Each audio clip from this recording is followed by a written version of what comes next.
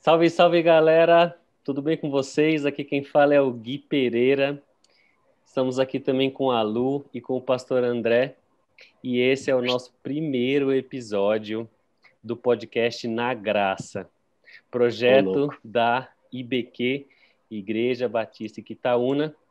E hoje a gente vai começar a falar sobre vocação. Só que antes de começar a falar sobre tudo, acho que é legal cada um fazer uma apresentação para que vocês entendam, né, qual é o nosso objetivo aqui, o que a gente está fazendo, qual que é a nossa ideia, né, de discussão. Então, eu sou o Gui Pereira, vou atuar com vocês aqui nos podcasts, ajudando a trazer alguns temas, trazendo um pouco da minha opinião, né? Minha formação é na área de tecnologia, mas também sou apaixonado por música, então é uma mistura de tudo e também faz piada. Faço piada, falo besteira, de tudo um pouco. E vou participar com vocês aqui nos bate-papos e dando um pouquinho da minha opinião e os meus comentários também. E aí eu passo a bola agora para a Lu se apresentar. Salve, galera, eu sou a Luísa, eu sou estudante do ensino médio, pretendo ser médica, meu sonho desde pequena. Estou aqui para trazer um pouco mais do mundo jovem aqui para o meio desse podcast.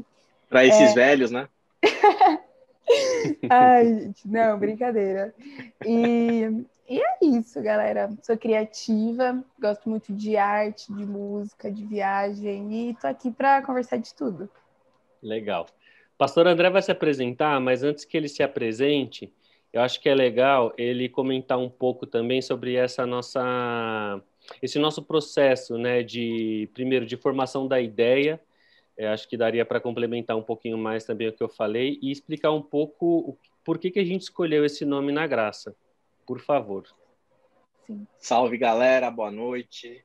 Fala, Gui, Lu, muito bom estar com vocês aqui e bom estar com toda essa galera que vai estar nos acompanhando aí nessa nova plataforma que a gente está se aventurando aí como igreja, né? Esse formato de podcast que vai estar lá no YouTube, vai estar lá no Spotify. E a gente, assim, a gente entende que existe uma necessidade da gente discutir várias temáticas, discutir vários assuntos, aprofundar questões que às vezes estão lá no púlpito, né, da igreja e tornam, às vezes, o assunto e um distanciamento muito grande do próprio pastor para poder aprofundar algumas questões. Então, o podcast ele surge, né, como uma proposta para a gente poder sentar assim na mesa e trocar ideia, e conversar, e bater papo, né, e falar, e discutir sobre inúmeras temáticas aí que a gente vai propor ao longo do tempo. E a ideia do Na Graça, né, ela surge, foi algo que foi discutido, né, acho que desde o ano passado a gente está amadurecendo. Brincadeira, gente, não é não. A gente tá... não faz muito tempo que a gente escolheu e batizou o podcast com esse nome, mas ele é resultado assim, de muita ideia, muita coisa que a gente queria escolher um nome que trouxesse o sentido, o significado do que significa estar aqui, mas não estar aqui de qualquer jeito, estar aqui com leveza, estar aqui com liberdade, estar aqui para poder duvidar, para poder criticar, para poder opinar, para poder perguntar, sem nenhum tipo de tutela, assim, né? Sem nenhum tipo de repressão. Então, a gente está todo mundo na graça, não é porque eu sou pastor que eu estou mais na graça que vocês, ou não tem nada a ver, todo mundo está na graça de Jesus. E a gente entende que a gente é pecador, salvo pela graça, né? Todo mundo aqui é um bando de filho pródigo, né? Um bando de publicano, de pecador que encontrou Jesus no meio do caminho. E assim, Jesus é o nosso mestre, ele está nos ensinando um monte de coisa, e hoje a gente vai sentar aqui esses pecadores reunidos, salvos pela graça, para trocar ideia. Então, o podcast é isso. Então, por isso que chama Na Graça. Então, você que está aí nos ouvindo, né, saiba isso. Você pode mandar pergunta, né, durante a semana, quando a gente solta a caixinha de perguntas nas nossas mídias. E a gente quer isso, bater papo, trocar ideia, falar sobre o evangelho, falar sobre o reino, todo mundo mergulhado aí dentro desse espírito do evangelho que é gracioso, que é de liberdade no espírito. O nosso objetivo era falar realmente numa mesa redonda, assim, né? Tomando um cafezinho, batendo um papo. Infelizmente, a gente não tem essa oportunidade no momento, né? Entendendo a importância do isolamento, né? De ficar em casa, de se cuidar, né? A gente está numa fase grave, né? Da nossa pandemia, mas como nós temos esse recurso tecnológico, a gente acha que isso não vai, né, atrasar, né, esse nosso desejo de falar sobre esses temas que nós achamos que são tão importantes, né, para nossa comunidade, para nossa sociedade, para nossa igreja, para nós, né, eu acho também que é muito importante. Mas, pastor, hoje a gente vai falar, e Lu, sobre o tema vocação. Esse tema vocação a gente escolheu de uma forma bem estratégica, né, porque a gente acha interessante que antes da gente começar a discutir qualquer outro tema, a gente entenda, né, o perfil de cada um de nós e principalmente o perfil do pastor da Igreja Batista Iquitaúna, que vai trazer toda a opinião teológica, né, e a posição da igreja com relação a alguns temas que a gente vai discutir aqui. Então, a primeira coisa que a gente vai falar no nosso podcast é sobre vocação.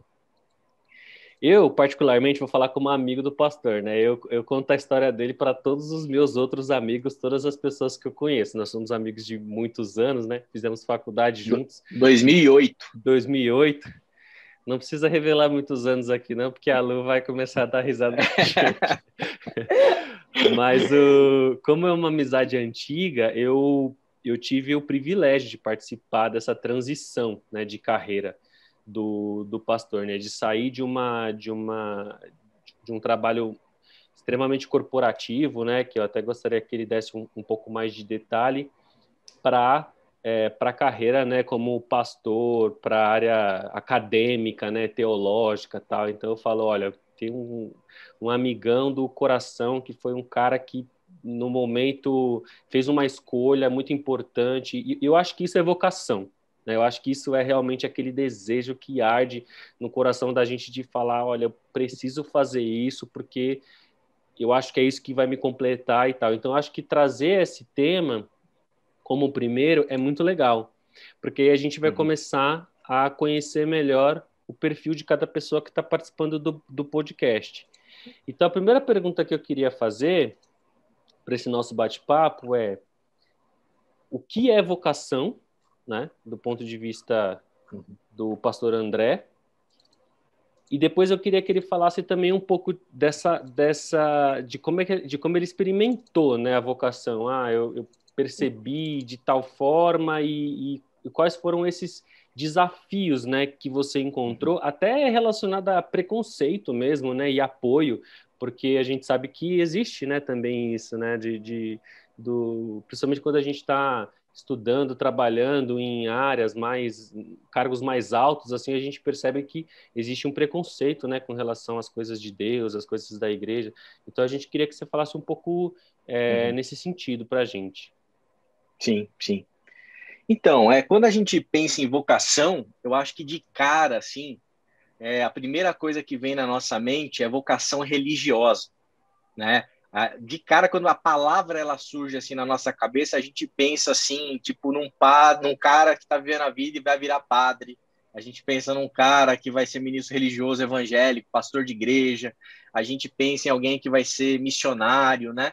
Então, eu acho que de uma certa maneira, eu acho que isso faz sentido, né? Existe aí uma vocação religiosa, a gente poderia falar sobre isso, mas eu acho que isso limita muito, né? Porque parece que você é vocacionado só quando você está fazendo, escolhendo ou indo para um caminho, para um tipo de trabalho santo, entre aspas, né? E não secular. Né? Então, eu acho que isso é muito complicado. Né? Então, quando a gente conceitua a questão de vocação, eu acho que a gente tem que tornar isso aí um pouquinho mais amplo, né? Para a gente não se limitar a pensar somente dentro do aspecto religioso. Então, eu particularmente, eu acredito que a vocação é algo que se aplica assim para todo mundo, né? Todo mundo tem uma vocação, né? É lógico, algumas são mais fáceis de identificar, outras são mais difíceis, né? E eu acho que isso que a gente vai acabar discutindo, né, durante o nosso tempo aqui, e a gente vai aprofundando muitas coisas, principalmente com base em um monte de pergunta que a gente recebeu. Então, assim, eu vim do mundo corporativo, né? Então, desde os meus 16 anos, eu ingressei numa carreira corporativa, comecei lá como office boy, né? O cargo oficialmente era contínuo, né? Não sei se a Lu, não é da época da Lu isso aí, né? Da Não. nossa época, Gui. Nem do seu, Gui? A minha Ixi. claro, né? Ah, Office boy? tá, Pô. tá. Office boy contínuo e tal. E assim, qual que era a minha pretensão até então, né?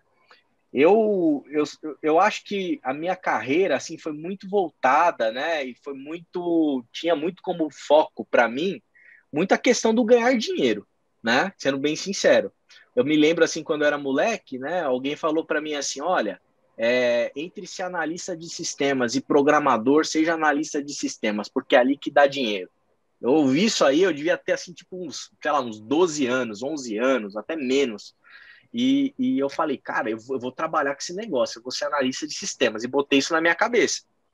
Então, eu ingressei como contínuo, né, como office boy dentro de um banco, e fui ali, né, trabalhando, assim, com muita dedicação, e fui crescendo na empresa, né, e virei escriturário, fui trabalhar com compras, até que surgiu a oportunidade de entrar dentro da carreira de TI. Né, eu falei, é ali que tem o dinheiro, eu vou para lá, né? Pensando comigo, né? E aí eu fui para a carreira de TI, fui trabalhar com a parte de projetos, de sistema, a parte técnica, gerencial, e fui construindo toda uma carreira assim muito sólida, sabe? Um negócio assim muito estável. E eu aprendi nesse período todo a gostar daquilo, né? Só que daí, assim, ao longo dessa trajetória, antes de pensar em pastor, eu nunca pensei em ser pastor. Nunca passou pela minha cabeça, assim, a possibilidade de viver de igreja, assim, de estar num púlpito dominicalmente pregando. Nunca passou pela cabeça. Então, mas eu tinha algumas crises, né? Eu lembro que às vezes eu parava para pensar, falava, cara, o que eu estou fazendo aqui, meu? Por que eu estou aqui? O que eu estou produzindo, tal? Mas eu acabava encontrando as motivações, os prazeres, entregar um projeto, ver um projeto implantado, né, assim, né, instalado na mão do cliente funcionando, né? Acho que o desafio de negociar as coisas dentro da própria instituição para fazer acontecer, eu consegui encontrar as motivações. Mas teve fase assim que eu entrei numa crise que eu falei, meu, eu tenho que ser guitarrista. Então eu ficava assim, nossa, ia para casa assim uma época. Isso aí devia ser com os meus 18, 20 anos. Eu vou tocar guitarra, vou viver da música, que é ali que está o sentido, ali que está o propósito, tal, não sei o quê, né? E acabou que, enfim, não deu certo, né? E aí, o que aconteceu? Em meados de 2008, né? Em meados de 2008, assim, eu comecei a ter, eu estava até desviado da igreja, assim, eu não estava nem na igreja, gente, né? E foi interessante, eu acabei indo fazer administração, consegui uma bolsa de 50% numa faculdade, fui fazer administração com ênfase em gerenciamento de projetos. Encontrei uns camarada muito crente assim na sala, né? Os caras só falavam de igreja. Doido, os caras Eu, doidos. doido. E o Gui tava entre eles, né? Aí um dia o Gui vai se lembrar desse dia, assim, né? Eu me lembro assim como se fosse agora, assim, né? Que quem era o André? O André era o cara que estava no trampo dele, bem estabelecido, focado, mano, e se dar bem, concluir a faculdade, enfim, achar os caminhos para poder progredir Tinha na uma carreira carreira, né? ali. Tinha uma carreira já É, consolidada, né? Sim. Isso que é legal. Uhum. exatamente, e querendo progredir. Só que assim, dentro de mim, me avaliando, eu sabia do meu egoísmo, sabe? Do meu narcisismo, assim. Então, cara soberbo, eu era meio assim. E quando eu sentei ali, eu comecei a ouvir os caras falando de igreja, eu cheguei para eles e falei assim, ó, eu também sou cristão. Porque assim, falar crente era um negócio que na minha cabeça era meio que queimava o filme. Eu também sou cristão, né? Aí eu sentei, eu comecei a ver que os caras eram cristão mesmo, entendeu? Os caras amavam Jesus, assim, de uma forma que eu nunca tinha visto. Aí, a partir daí, né, teve até um amigo nosso em comum, né, chegou assim para mim, falou, me trouxe assim, falou comigo de uma maneira assim, meio sendo boca de Deus na minha vida, e aquilo me fez abaixar a bola, começar a ouvir os caras, ouvir eles, e aquilo foi desencadeou desse dia em sala de aula, os caras assim quiseram, vamos orar agora. Eu falei, orar onde? Orar na sala de aula, vocês estão loucos? E aqui agora, vai pro banheiro, vai pro banheiro orar para se arrepender, para você voltar para Jesus. Eu falei, gente, mano. Só que assim, foi acontecendo uma coisa atrás da outra, né? Assim, várias e várias situações que me levaram a perceber, a entender que, assim, que Deus estava querendo me usar de outra maneira, né? Que a vida, assim, a minha vida não ia ser só ficar no banco, desenvolvendo uma carreira e tal. Agora, assim, como que isso aconteceu? Não é que apareceu uma voz de Deus e falou assim, olha, André, você vai ficar aqui no banco tantos anos, depois você vai pegar, você vai e ser pastor da Igreja Batista em Quitaúna, e você vai ser professor de teologia. Nada disso, entendeu? Porque eu acho que esse que é o ponto. Essa ideia de que existe uma espécie de uma vontade suprema de Deus assim para a gente, como se fosse Deus chamando Moisés, como se fosse Deus chamando Paulo, como se Deus estivesse chamando a gente da mesma maneira que ele chama algumas pessoas na humanidade com propósitos muito específicos, que são a exceção da exceção da exceção da exceção. Não foi desse jeito. Então, eu acho que esse que é o ponto interessante. Eu tive que, nesse processo todo, ir discernindo o que Deus queria de mim. Então, eu não cheguei, abandonei meu trabalho do nada, lá no banco.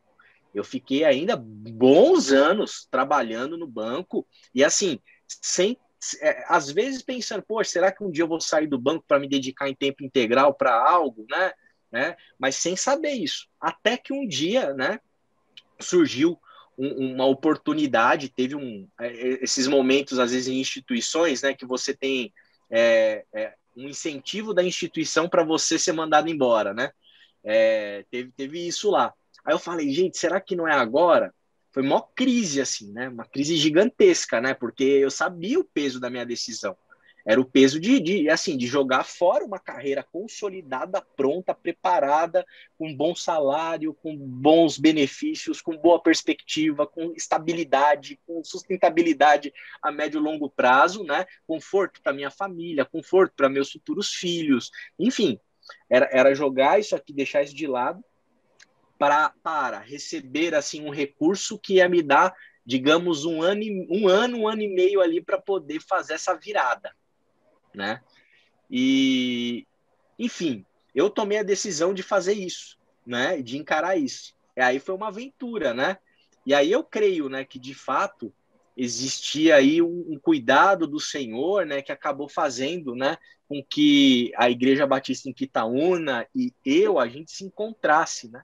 E se encontrasse de uma forma muito especial, particularmente com certeza para mim, e particularmente para a Lu, porque aí eu encontrei o Ezequiel, né, que é o nosso querido irmão, que foi presidente de diáconos da nossa comunidade, que partiu recentemente, né, por questão da Covid. Aí ele me ligou, daí a gente começou todo um processo de sucessão pastoral e eu acabei indo para a Igreja Batista em Quitaúna de uma maneira assim que eu acho que para quem participou do processo, esteve mais perto, sabe, e assim, eu pessoalmente, a minha família e todo mundo de Quitaúna sabe que teve aí um cuidado do Senhor. Agora, como que foi esse cuidado, né? Foi um cuidado do Senhor, mas que respeitou também toda a liberdade de todo mundo tomar suas próprias decisões em todo esse processo e tentando discernir. Isso que precisa ficar claro, é discernir a vontade de Deus ali, né? Para a gente poder. Então, assim, a gente não existe muito esse negócio de, não, eu vou encontrar a vontade de Deus perfeita. Não, aí, difícil isso aí, né? Só se aparecer um anjo para você ir falar, aparecer na sarça ardente, né? É isso que Agora, você está falando. É isso que você está falando que eu acho muito legal, pastor, é que o que aconteceu com você foi de uma forma, assim, quando você fala, a gente percebe que realmente é um agir de Deus, que realmente é uma vocação, mas é como se Deus estivesse junto com você nesse planejamento e nessa transição, né? Para que você faça isso de uma forma segura, tranquila, né? Porque quando a gente fala das coisas de Deus, assim, eu percebo que às vezes a gente tem essa ansiedade, né? Ah, Deus mandou, aí naquele momento você tem que já desligar aqui, ligar ali, virar a chave e apertar o play e não olhar para trás e desligar tudo. Quer dizer, eu acho que existem situações realmente que Deus trabalha dessa forma, mas eu acho que você traz uma experiência diferente, né? De vocação e de transição, né? Que é uma coisa Sim, que Deus te conhecendo tratou da forma como achou que deveria tratar com você, né? E sim. entendendo todas as necessidades. Eu acho que isso é muito legal porque traz um panorama diferente, né? Da experiência com Perfeito, Deus, né? Eu tenho perfeito, uma Gui. pergunta também. E, e só um detalhe, precisa ficar claro que essa experiência, isso que eu passei, sou eu, né? Você não consegue Uhum. replicar isso para outros indivíduos, né? Não é padronizar.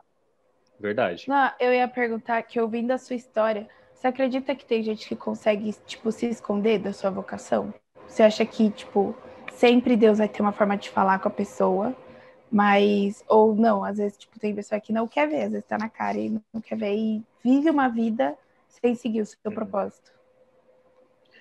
Então, eu acho que tem gente que pode. É que é difícil dizer isso. Por quê? Eu vou te explicar, Lu. Porque às vezes a gente acha assim: ah, você foi chamado para ser pastor, né? O que é ser chamado para ser pastor? Ser chamado para ser pastor é necessariamente você ser alguém que tem um vínculo empregatício com uma instituição religiosa? Não. Você não, para mim não também, porque essa experiência que eu tive, né, tudo isso que eu passei me ajudou a discernir assim qual era o dom que o Senhor tinha me dado, estava me dando, né? Então, quando a gente pensa em ser pastor como dom, Efésios 4:11, né? Alguns serão chamados para apóstolos, profetas, evangelistas, pastores e mestres, né? Então, assim, o que é isso? É o que eu aprendi com alguns mestres meus da Faculdade Teológica Batista de São Paulo. Isso é a pessoa dom, né? A pessoa, ela é o dom em si. Então, você tem, às vezes, numa comunidade, muita gente que pastoreia, que tem o dom de pastorear, mas ela não necessariamente ela vai ser um pastor no sentido de ser um ministro religioso que prega dominicalmente, que cuida de uma comunidade, que tem que se preocupar com uma série de questões, ação social, podcast, etc, etc, etc, né? E vai ser necessariamente remunerado por isso, né? O que acontece, né, que as pessoas às vezes se confundem?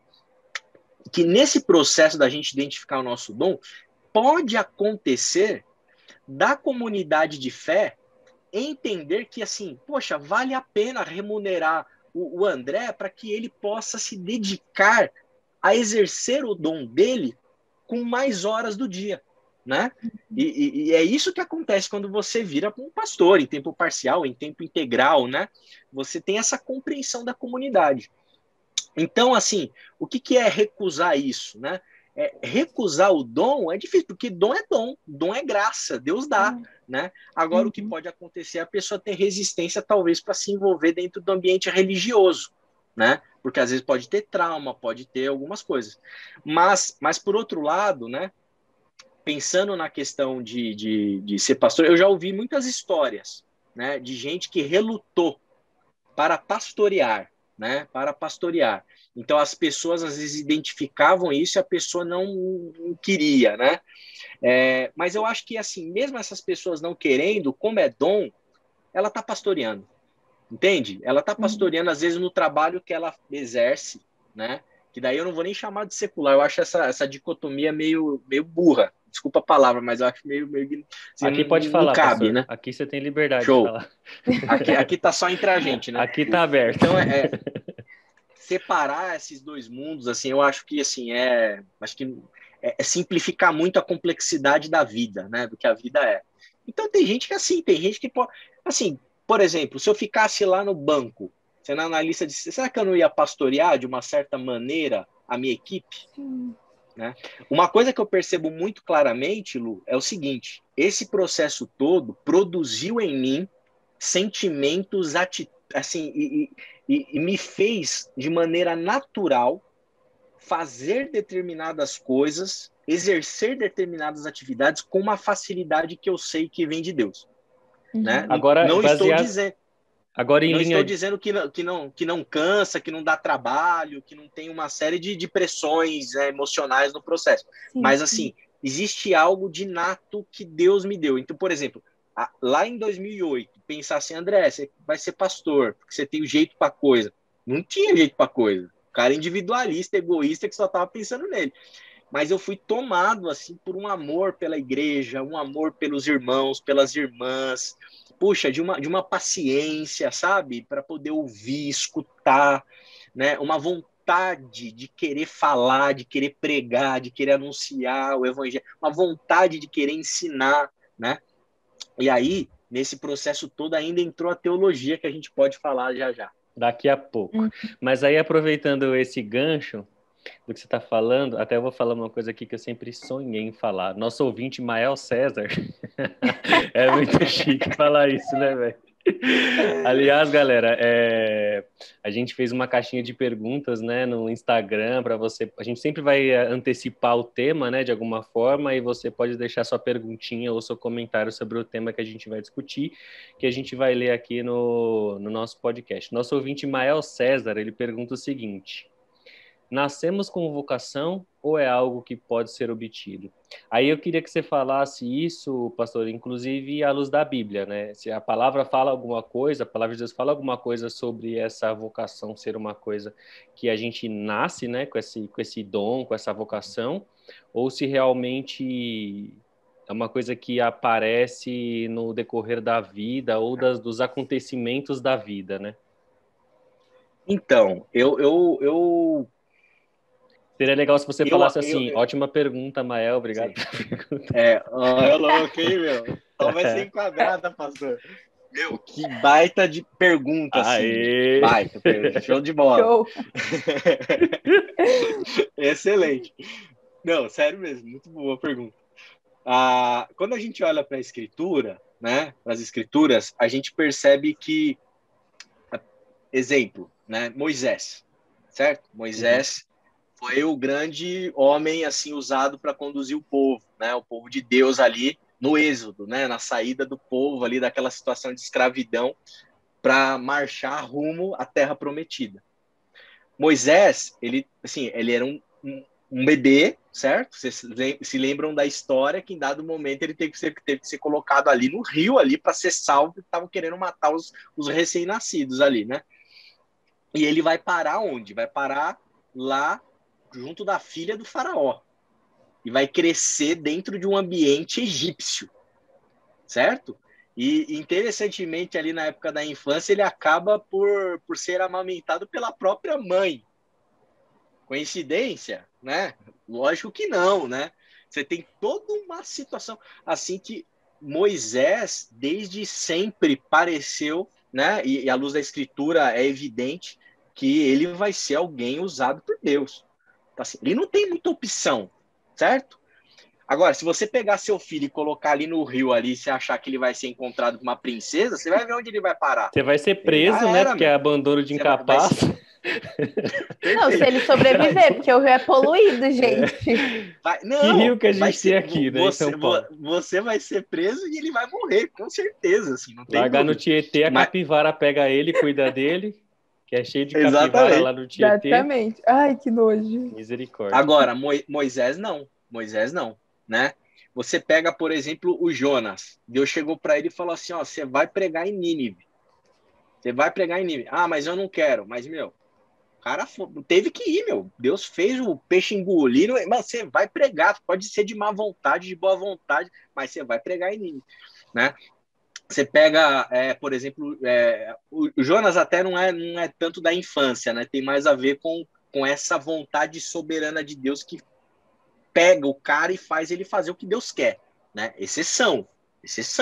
Moisés, estou falando de Jonas, falar de João Batista. Alguém que a Bíblia fala que é cheio do Espírito Santo na barriga da mãe. Gente, assim, são casos excepcionais que a Escritura narra de pessoas, por exemplo, Judas, sabe? Pessoas que cumprem papel na história da redenção muito particulares, muito específicos. Perfeito? Então esse é um ponto.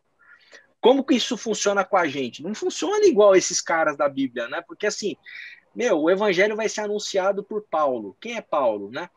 Paulo é cidadão romano, Paulo ele é judeu, Paulo conhece a tradição grega, alguém que sabe falar várias línguas, que tem várias referências culturais, sabe navegar e transitar. O cara é o maior escritor do Novo Testamento. E Jesus apareceu para ele e falou, cara, eu vou te mostrar o quanto você vai sofrer, cara, por causa do meu nome, mano. Você podia estar me perseguindo, mas agora você vai ser usado poderosamente por Deus para para cumprir algo na história que eu quero que você cumpra. Ponto. Então, assim, são essas pessoas. Eu não sou o Paulo, não sou o Moisés, eu sou o André. Você é o Gui, a Lu e todo mundo que está nos acompanhando. Então, assim, como que funciona com a gente? Eu não acho que Deus chegou e falou assim, Gui, você, cara, vai ser chamado para ser o cara da TI. Entendeu? André, você vai ser o contínuo do banco. Lu, você. Não, eu acho que a gente vai crescendo, vivendo, cada um cresce num contexto, numa cultura, num país, numa família. A gente vai tendo influências. Então, assim, por que eu quis ser guitarrista? Né? Então, o meu contexto me levou de alguma maneira a ter algumas referências que me levaram a pensar isso, né? Então eu acho que tem uma série de elementos que acontecem na nossa vida, socialmente falando, né, sociologicamente, que vão sendo construídos, vão nos influenciando, os nossos traumas, a maneira como a gente foi criado, etc, etc, etc. Tudo isso vai constituir na gente uma personalidade, um jeito de enxergar, habilidades específicas. E a gente vai ter que discernir qual que é a nossa vocação, o que eu vou fazer da vida, o que eu faço bem. E a gente não, novamente, não é a voz do alto que vem e fala, até mesmo o pastor. Você sabe uma coisa que, na época, né, quando eu estava nesse processo todo, eu cheguei para um pastor que pregou no retiro de igreja, lá da igreja que eu fazia parte, falei para ele assim, olha, eu acho que Deus me chamou para alguma coisa, não sei o que é, mas eu queria me preparar. Aí ele falou assim, vai lá para a Faculdade Teológica Batista de São Paulo, né? Eu fui lá me preparar, né? E assim, discernindo, eu não sei o que é isso, o que eu faço? Eu vou para a faculdade, tá bom, vou para a faculdade, tô no banco, trabalhando, tá? Mas vou para a faculdade me preparar, né? Poxa, será que é isso mesmo? Aí ele falou para mim o seguinte, ser pastor não é uma coisa que você escolhe simplesmente, que você acha, que você teve uma experiência, eu sou pastor de ponto final. Não é isso. A igreja precisa te reconhecer como. Isso daí é fundamental, né? A comunidade precisa reconhecer em você. Pô, o cara é pastor. O cara tem jeito para coisa. O cara tem um amor pastoral. É muito subjetivo, né? Essas características, né?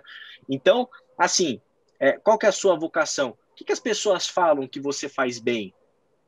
O que você tem jeito para fazer, né? E o que você não tem jeito para fazer, às vezes é persistência sua de querer fazer uma coisa que você não é tão bom.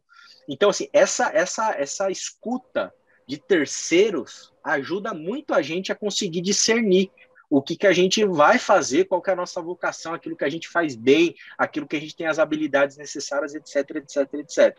Então, assim, eu não acho que nasça, eu acho que a gente vai discernindo ao longo da nossa história. E como o Gui falou, Deus é um parceiro nosso nessa jornada. Né? O que não pode acontecer é você abrir mão da ética do reino no caminho. Em prol da minha vocação, então eu vou mentir, eu vou roubar, entendeu? Eu vou trair, não vou ser leal, não vou ser honesto, sei lá, né? Uma série de elementos aí que a gente poderia colocar aqui. Não vou amar. Tem coisas que são óbvias para todo mundo que está vivendo com Jesus, são óbvias, né? À luz disso tudo, você vai discernir o que você vai fazer. Pô, você é médica. Você é médica. Desde criança, eu tenho essa percepção, eu tenho essa vontade, eu tenho esse desejo. Eu olho isso na TV, eu vejo isso num filme, assisto lá o Pat Adams, né? O clássico, né? Poxa, aquilo lá toca meu coração, aquilo lá me faz queimar, nossa, o amor pelas pessoas. Então, assim, vocação. Agora, assim, se a Lu chegar lá e falar assim, pô, eu tenho medo de ver sangue. Aí é uma sinal. coisa, é um sinal que vai ser complicado, né? Sinal. Então, Desmaia na primeira aula. Desmaia na primeira aula. Pode ser um sinal que a coisa não rola, né? Então, assim, você vai ter que discernir, né? Então, eu acho que é mais ou menos por aí. Essa coisa de chamado desde o ventre da mãe, assim, vocacionado dele para uma coisa, eu acho que isso daí é uma coisa muito, muito numa perspectiva bíblica para algumas pessoas inseridas dentro da história da redenção, né? Eu acho até, né? Eu não quero aqui fechar, né, a questão e dizer que não existem pessoas escolhidas por Deus para cumprir determinados propósitos dele na história. Aí eu acho que essas opções, essas pessoas não é uma questão de discernir, de escolher. É o Jonas, vai fazer aquilo e ponto final. Não tem, né? Não tem muita questão de, poxa, será que eu vou? Não, Deus quer, você vai, ponto.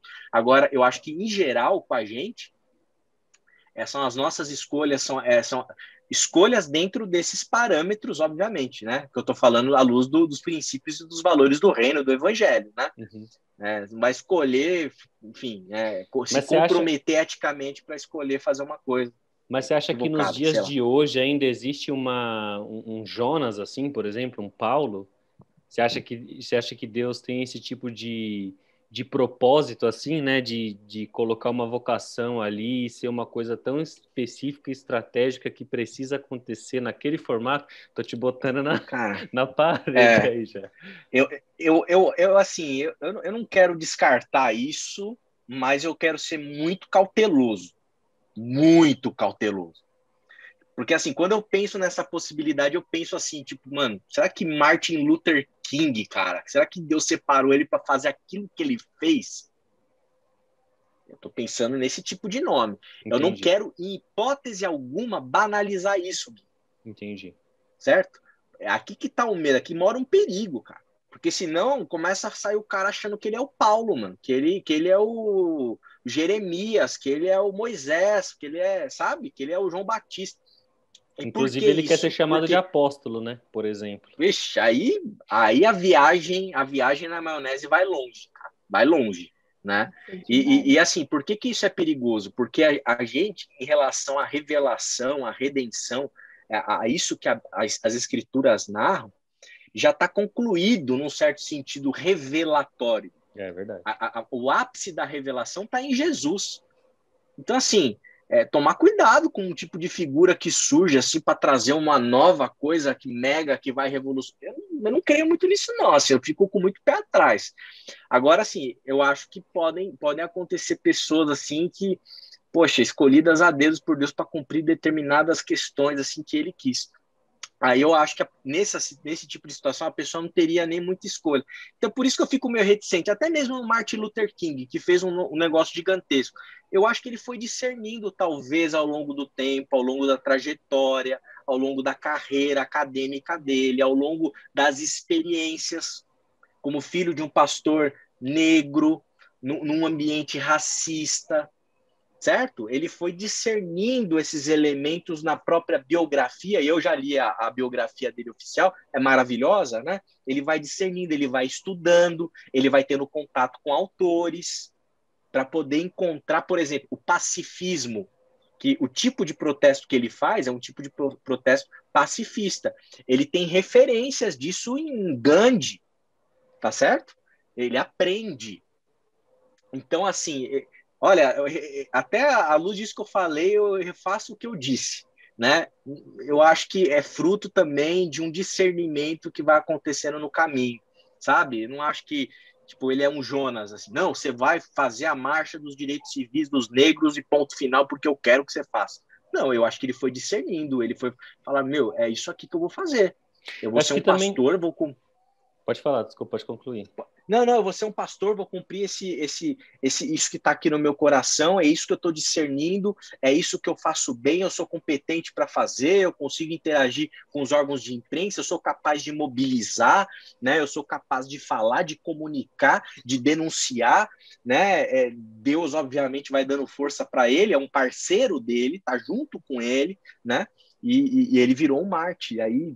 enfim, importantíssimo, né? Então, era isso que eu ia comentar, porque assim, será que então, a partir do que você está falando, a gente poderia afirmar então que, por exemplo, onde ele chegou tem a ver com a vocação dele, obviamente, porque se ele não tivesse aquela vocação e se ele não fosse reconhecido para fazer aquilo, ele não conseguiria, né, enfim, ter aquela base, né?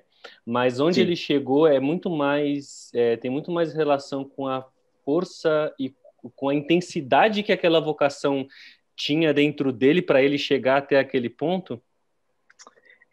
Aí eu acho que entra talvez o sentimento da questão do que significa propósito, né? Inclusive, quando a gente pensa em propósito, tem muito a ver com uma questão muito de onde está nosso coração, assim, dessa coisa que queima. Porque você pode ter uma vocação para ser gestor de projetos no banco e fazer isso muito bem. Exercer isso, a sua vocação muito bem, construir uma carreira, etc. Mas, às vezes, o teu propósito, né? A gente, às vezes, pode supervalorizar a profissão. Você entende? Então, assim, tudo gira em torno da profissão. Será que a profissão é tudo? Né? Então, às vezes, você pode ter o propósito sei lá, de cuidar da sua mãe idosa. É o seu propósito. O cara é um executivo de empresa que está lá trabalhando, ralando, fazendo... Mas o propósito da vida dele é em voltar para casa, meu, e cuidar da mãe dele. Sabe? É ali que está o coração dele. Então, o cara está trabalhando, fazendo, cumprindo a vocação no sentido de ter técnica, de ter capacidade, de ter habilidade, de ter skills, né? Que a gente chamaria no meio corporativo. Mas, assim, o coração dele não está lá, o propósito dele está em outro lugar. Eu acho que, às vezes, acontece dessas coisas se encontrarem. Isso é muito louco, né? Então, assim, a tua vocação, aquilo que você faz, aquilo que você exerce, se encontra com o teu propósito de vida, né? Então, isso é maravilhoso, isso é o ideal, talvez, né? Mas eu acho que podem ser coisas que se tocam ou podem ser coisas separadas, né? No caso do Luther King, eu acho que essa chama, essa paixão, isso que ele tinha no coração dele tem muito a ver com uma questão, meu, que ardia na alma, sabe? Propósito. Meu propósito da minha vida, meu, é militar nessa causa aqui. Meu, enquanto eu viver, não vai ter um cidadão do planeta que vai calar minha boca, porque eu vou mostrar que racismo é pecado, cara. Que isso aqui é inadmissível numa sociedade, ponto final, né? Tanto é que o cara pagou até com a vida, né? Com a morte. Então. Olha a entrega. Ele foi preso, Gui. O cara foi preso, né? Então, assim, olha que situação, olha que tipo de contexto, tipo de biografia, que tipo de vida. Então, eu acho que no caso dele as duas coisas se encontraram, assim. Não é julgando, né? Assim, eu acho a iniciativa de quem tem, por exemplo, de quem tem esse mesmo propósito do que o Martin Luther King hoje, mas a intensidade que isso girava nele, né, fez o cara fazer história Nossa. de um jeito que a gente não consegue, né? Mas eu acho que é isso mesmo, né? É a força daquela causa dentro dele que faz o cara não se preocupar com a vida, tendo essa convicção de que aquilo que ele está fazendo é a coisa certa, né? É muito bonito mesmo de ver isso daí, dá Exatamente. para enxergar na Exatamente. atitude. Sim, e eu acho que Total. às vezes perde um pouco a força, porque, tipo, fala do assunto num momento específico. Então, ano passado, quando o cara dos Estados Unidos faleceu por conta de um policial, o assunto explodiu, sabe? Não é algo, tipo... É difícil você achar pessoas que falam realmente sobre esse, tipo, foca em tal assunto, racismo, feminismo, tipo, e foca nisso pela vida. Uma coisa Sim. que eu queria perguntar é, tipo assim, vocês acreditam que uma pessoa que, tipo, não está no sistema religioso, não é evangélica, tem uma vocação, ela segue essa vocação, porém ela não sabe que é uma vocação que veio de Deus? Ou não dá, tipo, a vocação você só encontra quando você está tendo relacionamento com Deus? Quer falar, Gui? Ela fez a Não, pergunta pra gente. pode falar. Eu passo. Eu passo. Eu acho assim, Lu. Eu tenho uma visão. Por isso que é legal esse tipo de bate-papo, né? Eu acho que a gente, como o corpo de Cristo, assim como gente de Jesus, né? Eu acho que a gente é exclusivo de Deus, mas Deus não é exclusivo nosso, sabe? Então, eu acho que Deus está fazendo um monte de coisa no mundo com um monte de gente que não tem, assim, às vezes a nossa cultura, que não é evangélico, que não faz culto como a gente, que não fala como a gente, que não tem o linguajar, vocabulário. Acho que Deus está fazendo um monte de coisa, entendeu? Então, até tem um conceito teológico chamado graça comum, né? Muito interessante para mostrar, por exemplo, você pega o Steve Jobs. O cara, tudo bem, se ler a biografia dele, o cara é um cara truculento, né? Na maneira de lidar com os empregados. Mas assim, é um cara genial, um cara Genial. que fez uns, né? Meu, o cara assim, ele não vendeu o iPhone, ele não vendia a Mac, ele vendia simplicidade, sabe? Ele vendia Design, né? minimalismo. Nossa, assim, o cara tem um olho, tem uma. Então, assim, é graça, sabe? Existe graça de Deus em todos os aspectos criativos de um monte de coisa que está acontecendo no mundo, né? Uhum. Então, assim, como que essas vocações, eu acho que, primeiro, dentro do ambiente, pensando a gente da fé, né? Eu acho que todos nós somos vocacionados, né? E vocacionados para quê? Meu, assim, minimamente você é vocacionado para ser como Jesus, né? Eu até deixei aqui no gatilho aqui um texto importante, né? Romanos 8:29. Pois aqueles que de antemão conheceu, também os predestinou para serem conforme a imagem do seu filho, a fim de que ele seja o primogênito entre muitos irmãos. Então, assim, eu acho que isso aqui é muito poderoso, né? Todos nós somos vocacionados para sermos como Jesus, né? Agora, a vocação do sentido do que a gente vai exercer, eu acho que isso, eu não sei se é algo que assim, que Deus está lá com as vocações, aí ele vai E vai jogando a da colocando. Lu, vai jogando a do Gui, vai jogando a do André. Eu acho que isso vai sendo construído ao longo do tempo e essas habilidades podem nos levar para ações práticas distintas, né? Uhum. E isso tem muito da nossa responsabilidade no processo de escolher. Então, eu acho que esse negócio de Deus falou que você vai fazer isso, qual a vontade de Deus para mim é perigoso, porque assim a gente terceiriza a responsabilidade para Ele e fica parado. Você fica parado esperando assim, vamos ver o que Deus quer de mim, vou orar. Meu, vai trabalhar, vai estudar, E o vai, resultado é Verdade. culpa vai, dele, né? O resultado acaba É, sendo entendeu? culpa dele. Isso, Assim, como eu não sou esse pastor, eu tipo posso de falar. coisa, esse Pode tipo de falar. coisa, desculpa, Gui, mas só para concluir, assim, é uma infantilidade. Infantilidade dentro do meio religioso, do meu ponto de vista. com E por certeza. outro lado, pensando no mundo como um todo, é isso. Eu acho que Deus está agindo em parceria com as biografias que estão acontecendo. Porque às vezes aquele cara que não conhece Deus talvez vai conhecer de uma maneira diferente do que a gente está pensando que se deve conhecer Deus. Então, assim, mas cada um está cumprindo, está fazendo, está executando, está discernindo aquilo que tem capacidade, tem condição de fazer, como aconteceu, por exemplo, com o Steve Jobs. Mas eu não acho que foi um negocinho que caiu do céu, assim, simplesmente para o Steve Jobs. Agora, existem elementos de graça aí, de talentos, assim, excepcionais, né? Tipo um Mozart, sabe, Nossa, eu ia falar assim? ele agora. Pô, o cara, assim, tocando, fazendo uma baita de uma obra de música, assim, com um pouquinho de idade.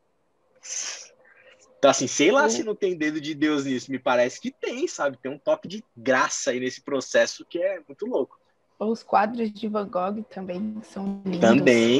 Também, também. São coisas, assim, extraordinárias, né? Acho que tem muito a ver com a graça comum, com essa graça que Deus derrama, assim, sobre todos, sabe? Uhum. E aí o pessoal vai desenvolvendo esses talentos, a sua arte, muitas vezes está vinculado à arte, música, pintura, como você comentou.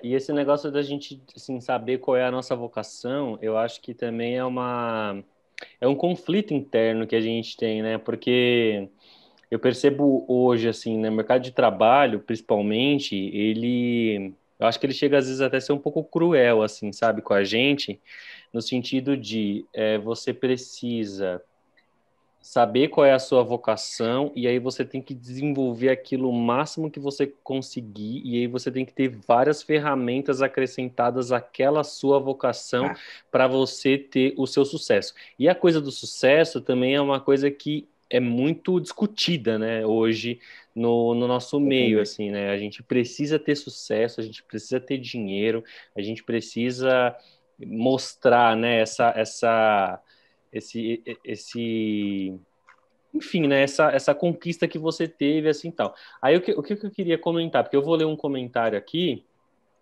mas eu acho que isso está muito ligado a essa angústia que a gente tem em algumas fases da nossa vida de poder escolher o que a gente vai ter como vocação. Então, primeiro eu queria saber com esse comentário se a gente pode ter mais de uma vocação, se você entende, né, que isso pode ter mais de uma vocação. Eu acho que mais no contexto geral, assim, do que a gente chama de vocação, da graça comum que você comentou, Porque tem um comentário aqui que diz assim, ó, estou totalmente perdida, não sei o que quero fazer e também não sei o direito que eu gosto. Eu percebo que esse tipo de comentário, ele é justamente nessa fase da vida, assim, de que a gente tem que dar aquele tiro certeiro, né? Porque aí eu vou falar de algumas experiências que eu tive com colegas de trabalho, né? Eu já tive experiência com alguns colegas de trabalho que a pessoa realmente, por causa de uma melhor situação financeira, tem a condição de experimentar coisas diferentes. Seja uma faculdade de medicina, uma faculdade de direito, engenharia, O arquitetura, food trucker. food truck na Austrália, e aí a pessoa vai, sabe? É, Isso que eu vai, quero, isso é. que eu quero, isso que eu quero. Quando a gente faz parte de uma classe social mais baixa, e eu me coloco 100% nessa situação, tenho lugar de fala, É nós. é nosso, Ai, aí a gente tem aquela bala de prata, assim, sabe? Então você tem que pegar, cara, e mirar assim, e ela tem que ser a bala, porque se você perde aquele tempo, significa um investimento que às vezes você não tinha nem condições de fazer, que você precisou fazer na sua carreira. Tá? Então, acho que tudo isso que eu estou te falando, né, é para ilustrar essa ansiedade que fica no nosso coração. E aí, quando a gente vai com todo aquele sacrifício, chega, faz a faculdade, começa a trabalhar e fala: Meu Deus, não era isso, não estou feliz, não estou satisfeito. E aí a pessoa tem duas escolhas na mão. Ou ela, com essa escolha que ela fez, leva isso pelo resto da vida, e aí a gente está falando até de uma insatisfação profissional, e, enfim, às vezes até tem o retorno financeiro, mas não satisfaz, não agrada, não anima. Uhum. E às vezes, ou às vezes ela fala, não, eu vou abrir mão de tudo, mas ainda nisso existem muitos riscos e coisas que ela vai precisar abrir mão e coisas que ela vai precisar brigar, bater o pé e discutir, porque realmente não é o que ela quer. Então, tipo, eu queria Sim, ouvir um pouco de você esse dilema, assim, sabe? Que algumas sim. pessoas, elas enfrentam, até numa, assim, eu acho que, eu posso te dizer o seguinte hoje, pastor, eu acho que quando eu tinha 16, 17, 18 anos, eu tinha esse dilema, mas eu acho que depois de 10, 15 anos trabalhando, eu acho que às vezes a gente se depara com esse tipo de faísca na nossa cabeça, sabe? Questionando se realmente é isso que a gente quer, se a gente estivesse numa situação diferente, numa carreira diferente, numa área diferente, se a gente iria estar mais ou menos feliz, né? E é por isso que eu pergunto se a gente pode ter mais de uma vocação, porque ao mesmo tempo, aí falando de mim, ao mesmo tempo que eu gosto muito de música, por exemplo, eu gosto muito de tecnologia, eu gosto muito de áudio e vídeo, eu gosto muito de, sabe, bater papo, conversar. Então é isso, assim, nós temos, você acha que a gente tem múltiplas vocações? E o que que você tem para dizer, assim, à luz da palavra de Deus, assim, como pensamento, como reflexão sobre essas pessoas que estão passando por essas fases que eu acho que são complicadas na vida delas, na nossa Sim. vida?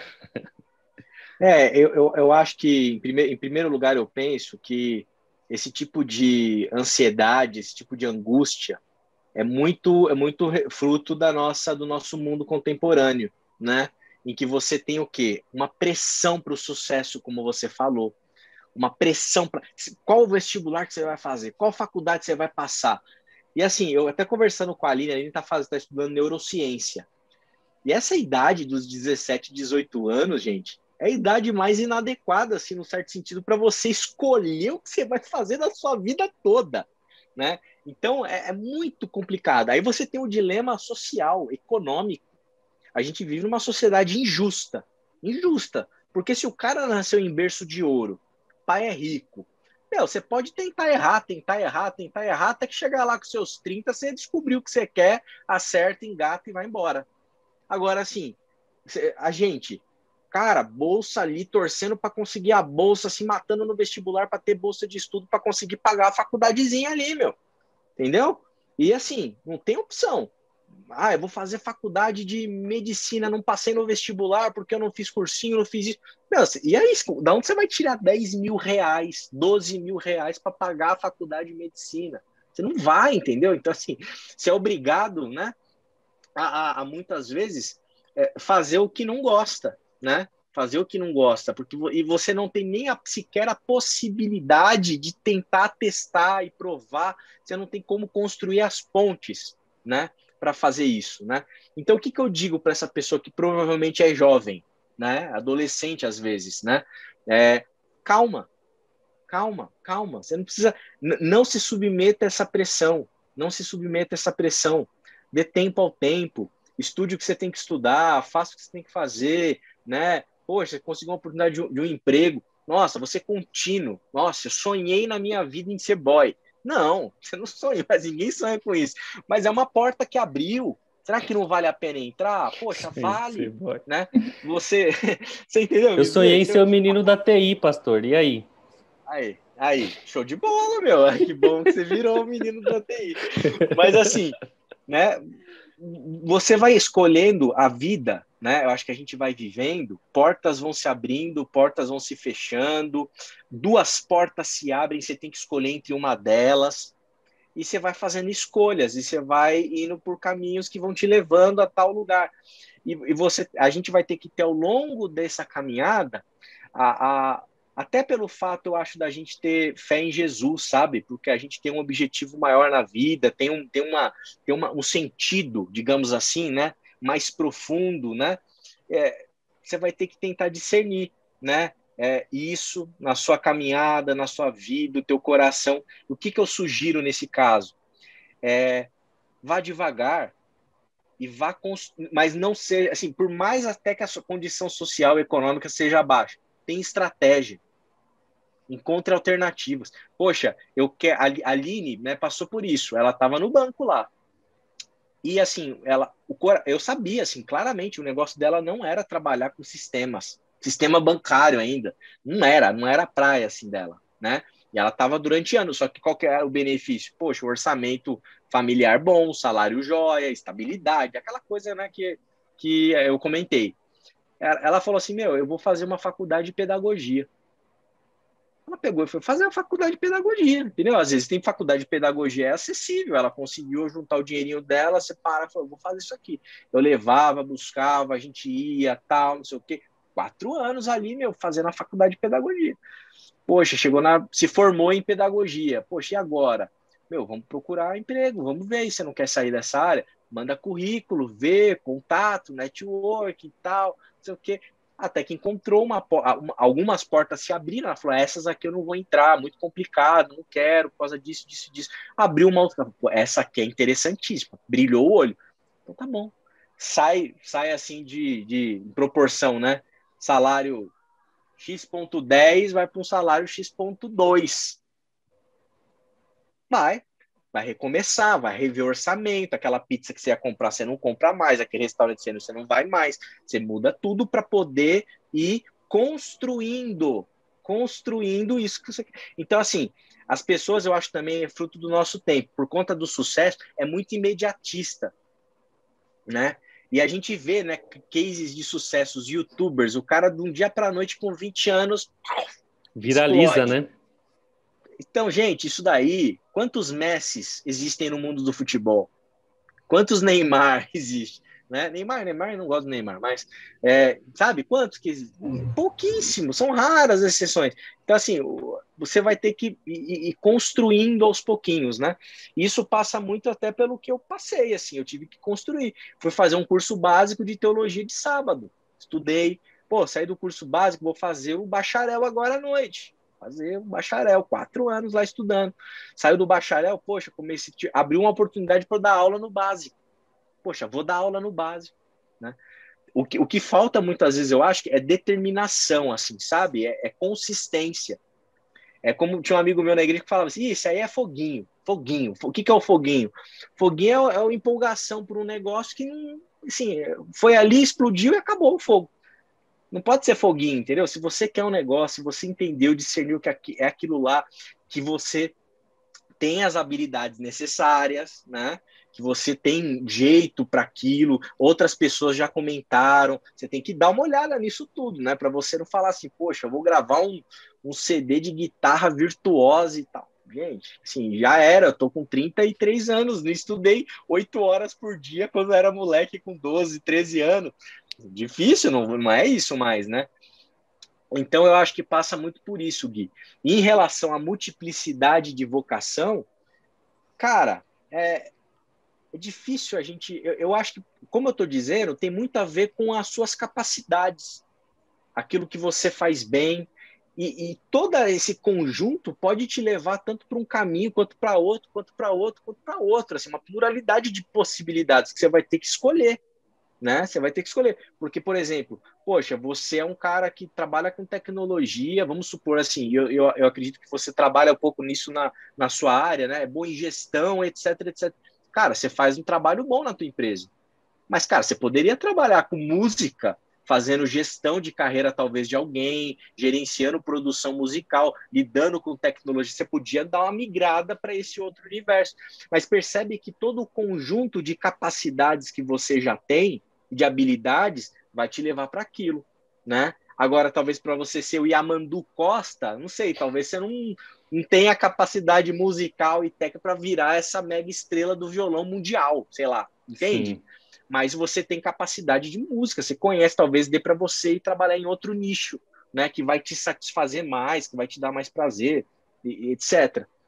Então eu acho que passa muito por isso. Agora, assim, onde está o teu propósito? O que te dá sentido existencial, né, para você viver, para você encarar, né? Eu acho que esse é um motor importante para impulsionar a gente, né? Porque se a gente não tiver isso, aí é isso aí, a gente pode cair num tipo de lugar, aí a coisa fica sofrida, fica dolorida, né? Fica difícil de viver. Mas, enfim, eu acho que muita gente, experiência pastoral, eu já vi jovem chegar para mim, Lu, e falar assim: ah, pastor, eu estou muito cansado do meu trabalho, porque não me valorizam lá. Aí eu falei assim: mano, quanto tempo você está na empresa? 3 meses. Falei, cara, quando você fizer 2 anos de empresa, a gente conversa de novo, filhão. Papéis de não me valoriza, você está 3 meses, você chegou ontem na empresa, né? E outra coisa, gente, aqui eu vou ser bem tiozão, comentário bem de chato, tá? Se a pessoa quer crescer na carreira, na empresa, quer ser valorizada, porque muita gente é isso, quer ter uma solidez na carreira, e isso é genuíno. Mas o cara vai trabalhar, fica com foninho, ouvindo musiquinha, fica viajando na maionese, o cara enrola, o cara mata trabalho, o cara fica no cafezinho não sei quanto tempo. Chega Aí, atrasado. gente, chega atrasado, pega Pega o atestado. atestado, aí já era, né? E assim, ó, outra coisa importante, quando você tem o privilégio de encontrar a coisa que você gosta, de você estar, poxa, casar talvez vocação com propósito, eu falo por mim, poxa, eu trabalho o dia inteiro com teologia, com pensar sobre Deus, pensar sobre igreja, pensar sobre essas coisas, que eu adoro isso, eu amo isso. Fazia isso lá na faculdade de administração, o Gui sabe, assim, só falava disso só, né? Agora, assim, gente, dá trabalho fazer o que gosta. Então, assim, eu vou mudar de carreira para fazer outra coisa. Tá bom, mas não acho que talvez vai ficar mais fácil e mais leve. Talvez você vai trabalhar 1000 vezes mais, né? Talvez você vai ter que se policiar para parar de trabalhar, de tanto que você gosta do que você faz. Tem Então, uma, é tem uma isso. pergunta aqui que fala assim, eu acho que é bem na linha do que você está falando, a pergunta do Edmilson. Como identificar os sinais, né? E você falou do negócio do foguinho, né? Foi a pergunta que veio na minha cabeça aqui, porque eu acho que é até uma pergunta difícil de ser respondida, mas eu acho que esse negócio do foguinho, ele pode ser um sinal, né? Quando você se questiona sobre fazer aquilo 24 horas do seu dia, todos os dias do ano, e você vê satisfação nisso, eu acho que pode ser um sinal positivo. Eu acho que outra coisa que pode ser um sinal positivo é quando você não se importa em abrir mão de determinados confortos que você tem em prol dessa sua vocação, desse seu desejo, né? Porque como você falou, às vezes a pessoa quer muito aquilo, mas a pessoa não quer abrir mão daquilo, não quer abrir mão da pizza, não quer abrir mão do É. cinema, não quer abrir mão da viagem. E que, assim, e mesmo sabendo que isso é uma coisa provisória, né, temporária, ou que não seja também, pode ser que às vezes ela tenha uma vocação que realmente ela tenha que abrir mão pela vida dela toda, de viagem, de qualquer coisa nesse sentido. Uhum. Se ela coloca isso na balança e vê que é muito pesado, eu acho que é um sinal de que talvez aquilo não esteja tão intenso, né, no coração dela, você precise trabalhar um pouco Sim, mais, né? sim. Eu acho que isso passa muito pelas coisas que a gente faz, assim, de maneira natural, sabe? Então, eu acho que para a gente identificar os sinais da nossa vocação, novamente, né? Volto a frisar, eu acho que é muito importante o olhar de quem não, de gente de fora, entende? Assim, eu sempre na minha vida inteira, meus pais, conselheiros, gente. Nem tudo eu concordei, nem tudo eu acatei, nem tudo eu fiz como me falaram. Mas olha, o que vocês acham disso? Pô, acho que você tem jeito para isso, né? Pai, tô pensando aqui em largar meu emprego consolidado para ir para outro universo. Meu, a gente tá contigo, a gente vê em você isso aí. Ele falou isso para mim, né? Meu, isso aí foi importantíssimo, importantíssimo, né? A igreja falar, poxa, esse menino aí, meu, poxa, ele tem jeito para pregar, ele tem jeito para cuidar de gente, ele tem, sabe, ele tem tato com as pessoas. Poxa, legal, né? O que minha esposa acha? Sabe assim? Então, que você faz bem, né? Poxa, eu sou muito criativo, eu tenho um faro assim artístico, cultural, tô ligada. Ah, eu quero ser artista. Meu, legal, meu. Que livro que você já leu sobre arte, história da arte e tal? Nenhum. Então, assim, opa, calma aí. Será que Assistiu um gosta vídeo no mesmo disso? YouTube, aí não, né, Assistiu pô? um vídeo no YouTube, entendeu? Isso tem muito a ver, ó, por exemplo, como teólogo, né? Leitura. Cara, tem que ler, meu. Tem que amar ler. Tem que gostar. Ó, livro, tudo espalhado aqui ali e fica doida. Mas, assim, tem que ter isso. Eu lembro que nesse processo todo, nossa, comecei a devorar. Ler. Tudo caia na mão, lia. Então, assim, eu não gosto de ler. Cara, se você não gosta de ler, você não tem o que falar, filhão. Como você vai pregar todo domingo se você não gosta de ler? Você entende? Não Uhum. dá certo. Então, assim, são sinais que você vai percebendo. Meu, para mim é isso. Por exemplo, a pessoa assim, eu tô falando muito do mundo pastoral, porque são os exemplos que vêm na mente, mas acho que ajuda a ilustrar para todos os casos, né? Claro. Poxa, não tenho jeito, assim, eu não tenho paciência com gente, eu não gosto de gente. Se eu pudesse, eu ficava isolado. Caramba, meu, como que você vai ser pastor, meu? Não dá, assim, você tem que gostar minimamente de gente, assim, um mínimo, né? Talvez tenha algo para desenvolver, né? Para tentar, tal, beleza, né? Todo mundo tem o que melhorar. Mas, assim, meu, se você não gosta de gente, vai ser pastor de igreja local, meu, Aí lascou, complica. gente, complica. Então, assim, esse é um elemento. Então, sei lá, poxa, eu quero, sei lá, ser astronauta, mas não gosto de matemática e de física. Tem jeito. Meu, não dá. Sou mais de humanas, mais de exatas.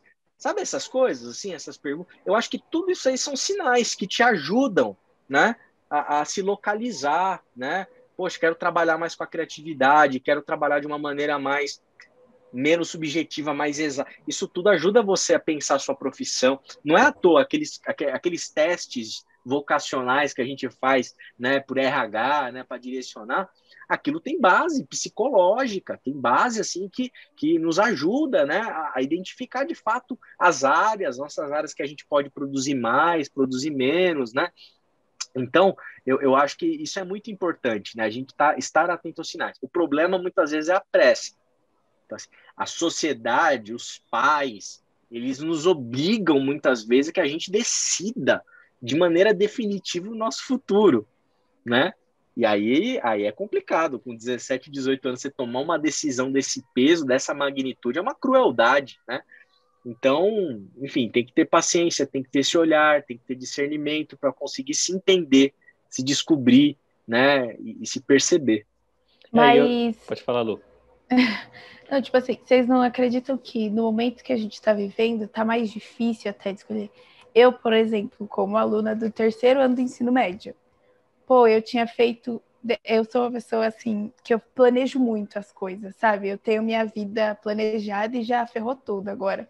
Mas, tipo, pô, eu queria o terceiro ano, fazer trabalho voluntário, conseguir passar um dia vendo como é um hospital, tipo, tá mais perto de gente, de médicos que a gente conhece e tal.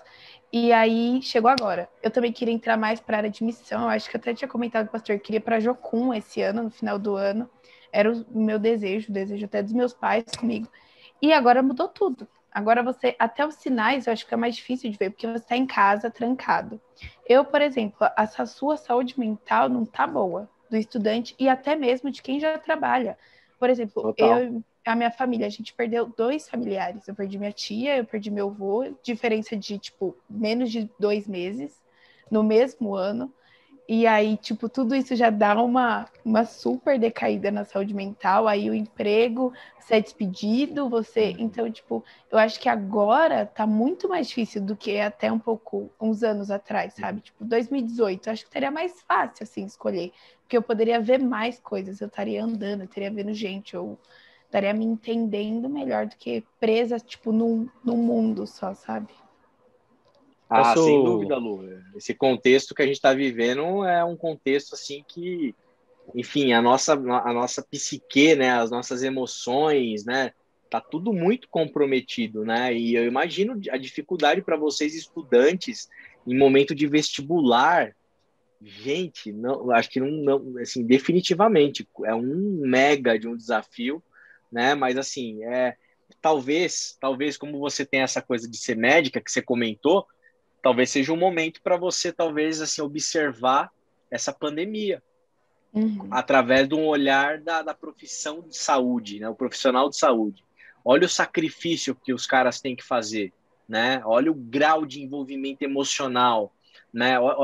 Você está vendo, você está experimentando e testemunhando hoje, talvez assim o momento mais estressado do sistema de saúde, talvez da história. Com Talvez certeza. pode servir de um olhar para você tentar discernir como que isso reverbera dentro de você, na tua energia, na tua dedicação que você teria se você tivesse lá, entende? Talvez esse tipo de Uhum. reflexão seja útil, mas é de fato bater o Verdade. martelo e definir dentro desse turbilhão de emoção que todos nós estamos submetidos agora é muito arriscado, é muito complicado. Então tem que esperar talvez as coisas se estabilizarem. Aí Com eu acho que em certeza. alguma esfera, assim, a gente tem essa pressão psicológica que você falou, né? No meu caso, por exemplo, eu me casei na pandemia. E eu percebo, assim, hoje, né, que a gente passa aqui em casa uma intensidade de relação que eu nunca imaginei que a gente fosse viver, né? Porque não é o comum, não era pelo menos, né? O comum. Sim. Então, principalmente a gente que tem uma carga de trabalho maior e tal, então sai muito cedo, chega muito tarde, não se vê à noite, vê na hora de dormir. E aí agora não, agora a gente acorda, dorme junto e tal. E aí a gente vê, inclusive, muitos casais que eram casados antes da pandemia que agora estão se divorciando, porque acho que não tinham Achei. essa não entenderam que Esse em algum contato. momento, ninguém contou nada para eles que em algum momento poderia acontecer essa coisa de você ter que ficar junto 24 horas por dia e tal. Então, assim, é a pressão que a gente sofre, né? Por exemplo, aqui, com essa mudança de vida, né, que foi durante a pandemia, para escolher alguma coisa que a gente entende que seria importante você ter essa experiência, né? E eu acho que escolher até, complementando um pouco o que o pastor está falando, escolher alguma coisa como carreira nesse cenário onde está tudo tão bagunçado, acho que fica muito mais difícil, né? Porque a Muito. gente perde parâmetro, né? A gente perde Total. parâmetro. E durante toda a nossa vida, antes da pandemia, eu acho que a gente sempre tinha uma espécie de manual, assim, né? De coisas que você pode fazer, de coisas que vão dar certo, coisas que vão dar errado, algumas respostas, né? Alguns personagens, assim, de determinadas áreas sempre tinham resposta para problemas que poderiam acontecer. Aí os caras pegaram um problema e colocaram no meio do planeta, assim, que absolutamente ninguém sabe resolver direito, cada um atira para um lado, cada um corre para um lado, um vai aqui, um vai ali. Tentativas, né? Eu percebo muitas tentativas, mas assim, uma resposta concreta, assim, né? Talvez agora tenha um pouco mais, por questão da vacina que chegou e tal, mas aí vem novas variantes e não sei o que, isso aí também já dá uma bagunçada. Então, assim, todo mundo tá passando por essa incerteza que você comentou, eu acho, né? Talvez em áreas diferentes da vida, talvez um na área profissional, outro na área É, é acadêmica, tipo mas guerra, Gui. tipo guerra, Você tá na tipo guerra. guerra. E aí, poxa, eu caso, ocupo uma bicicleta. Mas você tá na guerra. né? Você ainda Exatamente. foi lá, você é a Maria que vocês, óbvio, tinha um plano já antes da pandemia, né? Sim. Tinha toda né? Mas imagina se você tivesse conhecido a Marília na pandemia. Aí você tem que tomar a decisão de casar, ela casar com você casar com ela na pandemia. Assim, muito complicado, entendeu? Com certeza. Muito complicado. Olha, até mais assim, se você parar para pensar assim, as mulheres, né? Poxa, será que é o momento de engravidar ou não é? Cara, na pandemia, até quando que vai a pandemia? Mulher grávida é grupo de risco. Não sabe como o vírus se comporta, né, na mulher que está grávida, sabe? Imagina a decisão, esse tipo de decisão. É dificílimo, dificílimo. Muito. Bom, E a gente precisa ser, como cristão, né, honesto, né, de acordo com aquilo que é. É difícil? É difícil. Porque às vezes tem gente também infantil assim, que, eu sou cristão, não, Deus está comigo, eu vou... Cara, e aí a bomba explode, entendeu? Não dá conta. E essas coisas, às vezes, né? Deus falou, aí não era, aí não dá certo, aí, mas Deus falou, não é que Deus falou. É que você entendeu o negócio e achou que Deus falou, mas não falou, né? Então, tem que tomar muito cuidado, assim, né? Então, é um momento de buscar muita sobriedade, ter muita paciência, muita cautela mesmo. Agora a gente tem mais uma pergunta aqui, pastor, que aí a gente já vai encaminhando mais para a fase final, assim, né, do nosso podcast e falando um pouco mais da vocação da figura pastoral, né? Queria que você falasse um pouquinho, assim, no seu ponto de vista, o que é ser pastor? Uhum. Cara, essa pergunta, para mim, assim, ela é muito cara, né? Muito importante. Parabéns para quem fez a pergunta. Eu não vou revelar o nome porque quem anotou essa aqui fui eu. Gui, baita pergunta. Medalhinha. Excelente. Tô dizendo isso porque você ficou me cobrando, né, para fazer. A gente vai aprendendo, né, ao longo da jornada. É do jogo. Mas, cara, para mim essa é uma pergunta cara, porque assim, muitas vezes as pessoas acham que ser pastor tem muito a ver, assim, sabe? Ser pastor é doutrinar os outros, é fazer com que todo mundo pense igual o pastor pensa, ser pastor é cumprir uma agenda semanal, simplesmente, né? É lógico, né? O ministro religioso, né, digamos assim, profissional, né, que vive disso, ele tem obrigações. E você tem tudo, novamente, toda vez que você faz alguma coisa que você gosta, não significa que você vai fazer tudo que você gosta na semana. Tem coisa que você não gosta, né? Então, por exemplo, tem coisa talvez administrativa, né, para um artista que ele tem que gerir, mas ele não gosta, né? Mas ele tem que gerir, ele tem que vender a arte dele, tem que fazer uma exposição, tem um monte de coisa que tem que acontecer para o cara poder. E isso vale para o pastor também, né? Então, o que é ser pastor para mim? Ainda mais depois da experiência recente que vocês sabem, né? Passei pela a questão da Covid, né? Fui internado e tive muito tempo assim para intensificar dentro de mim algumas convicções. O pastor é alguém que ama e ama com um amor de Cristo, sabe? Eu acho que então assim a prática pastoral para mim ela está muito relacionada à minha relação com pessoas, né? Para além do púlpito, é para além de uma agenda, é para além, tem a ver com isso aqui, sabe? De sentar na mesa, de contribuir de alguma maneira para te ajudar a você se parecer mais com Jesus. Como que isso acontece no processo? Acontece num coração disponível para sentar e conversar, para ouvir, para escutar, para repartir vida, sabe? Porque não é repartir um conteúdo. Eu não quero repartir só um conteúdo. Tem conteúdo também, né? Tem ensino teológico, bíblico, etc, etc. Mas não é só isso. Tem a ver com um abraço, sabe? Tem a ver com chorar com quem chora. Tem a ver com ter sensibilidade, sabe? Para você estar em situações de luto. Poxa vida, assim, são momentos que a gente, como ministro religioso, participa da vida de pessoas que, assim, não é só você ir para um velório para partilhar simplesmente uma pregação que você preparou de velório. Não é isso. Às vezes o que as pessoas vão guardar não é o seu sermão, é o teu olhar, é o teu jeito, é o teu abraço, é o teu ombro, são as tuas lágrimas, né? Porque muitas vezes o pastor, né, acho que de maneira geral, tem esse peso simbólico, né, de ser o pastor, né? E dependendo de como você lida com as pessoas, né, você vai contribuir mais ou menos para elas se parecerem mais com Jesus, né?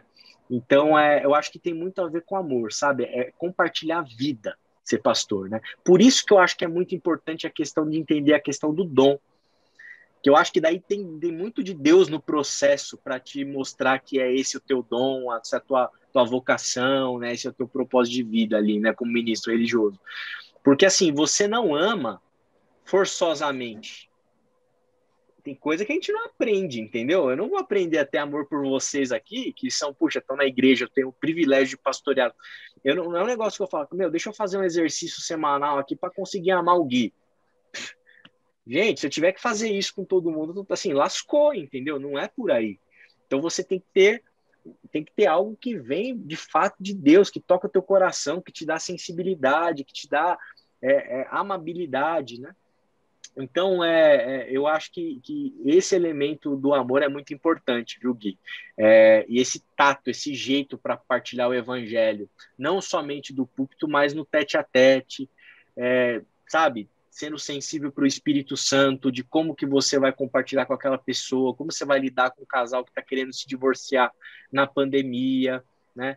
E às vezes é isso. Às vezes o pastor, ele é tido como um general, ele é o coronel da igreja, né? Um coronelismo, né? Ele manda em tudo, ele tem que estar em tudo, ele tem que ter o dedo dele em tudo, tem que ser tudo do jeito que ele quer, do jeito que ele pensa, né? E isso aqui é pecado, isso aqui não é pecado, tá aqui a lista pronta do que é, do que não é. Aí recebe o casal que tá numa crise, entendeu? Aí fala assim, meu, vocês não podem fazer isso porque se divorciar é errado e ponto final. Meu, calma aí. Eu não acho que isso para mim não é ser pastor. Isso aí para mim é ser um carrasco, entendeu? É ser um troglodita, é ser um opressor do povo, entendeu? Em nome de Deus, que é mais maléfico ainda.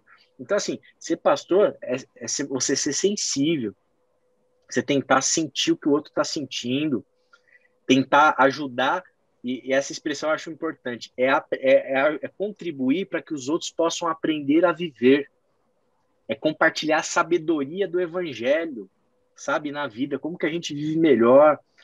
Não é eu me interferir na tua vida, é saber e ter convicção que a tua vida é santa.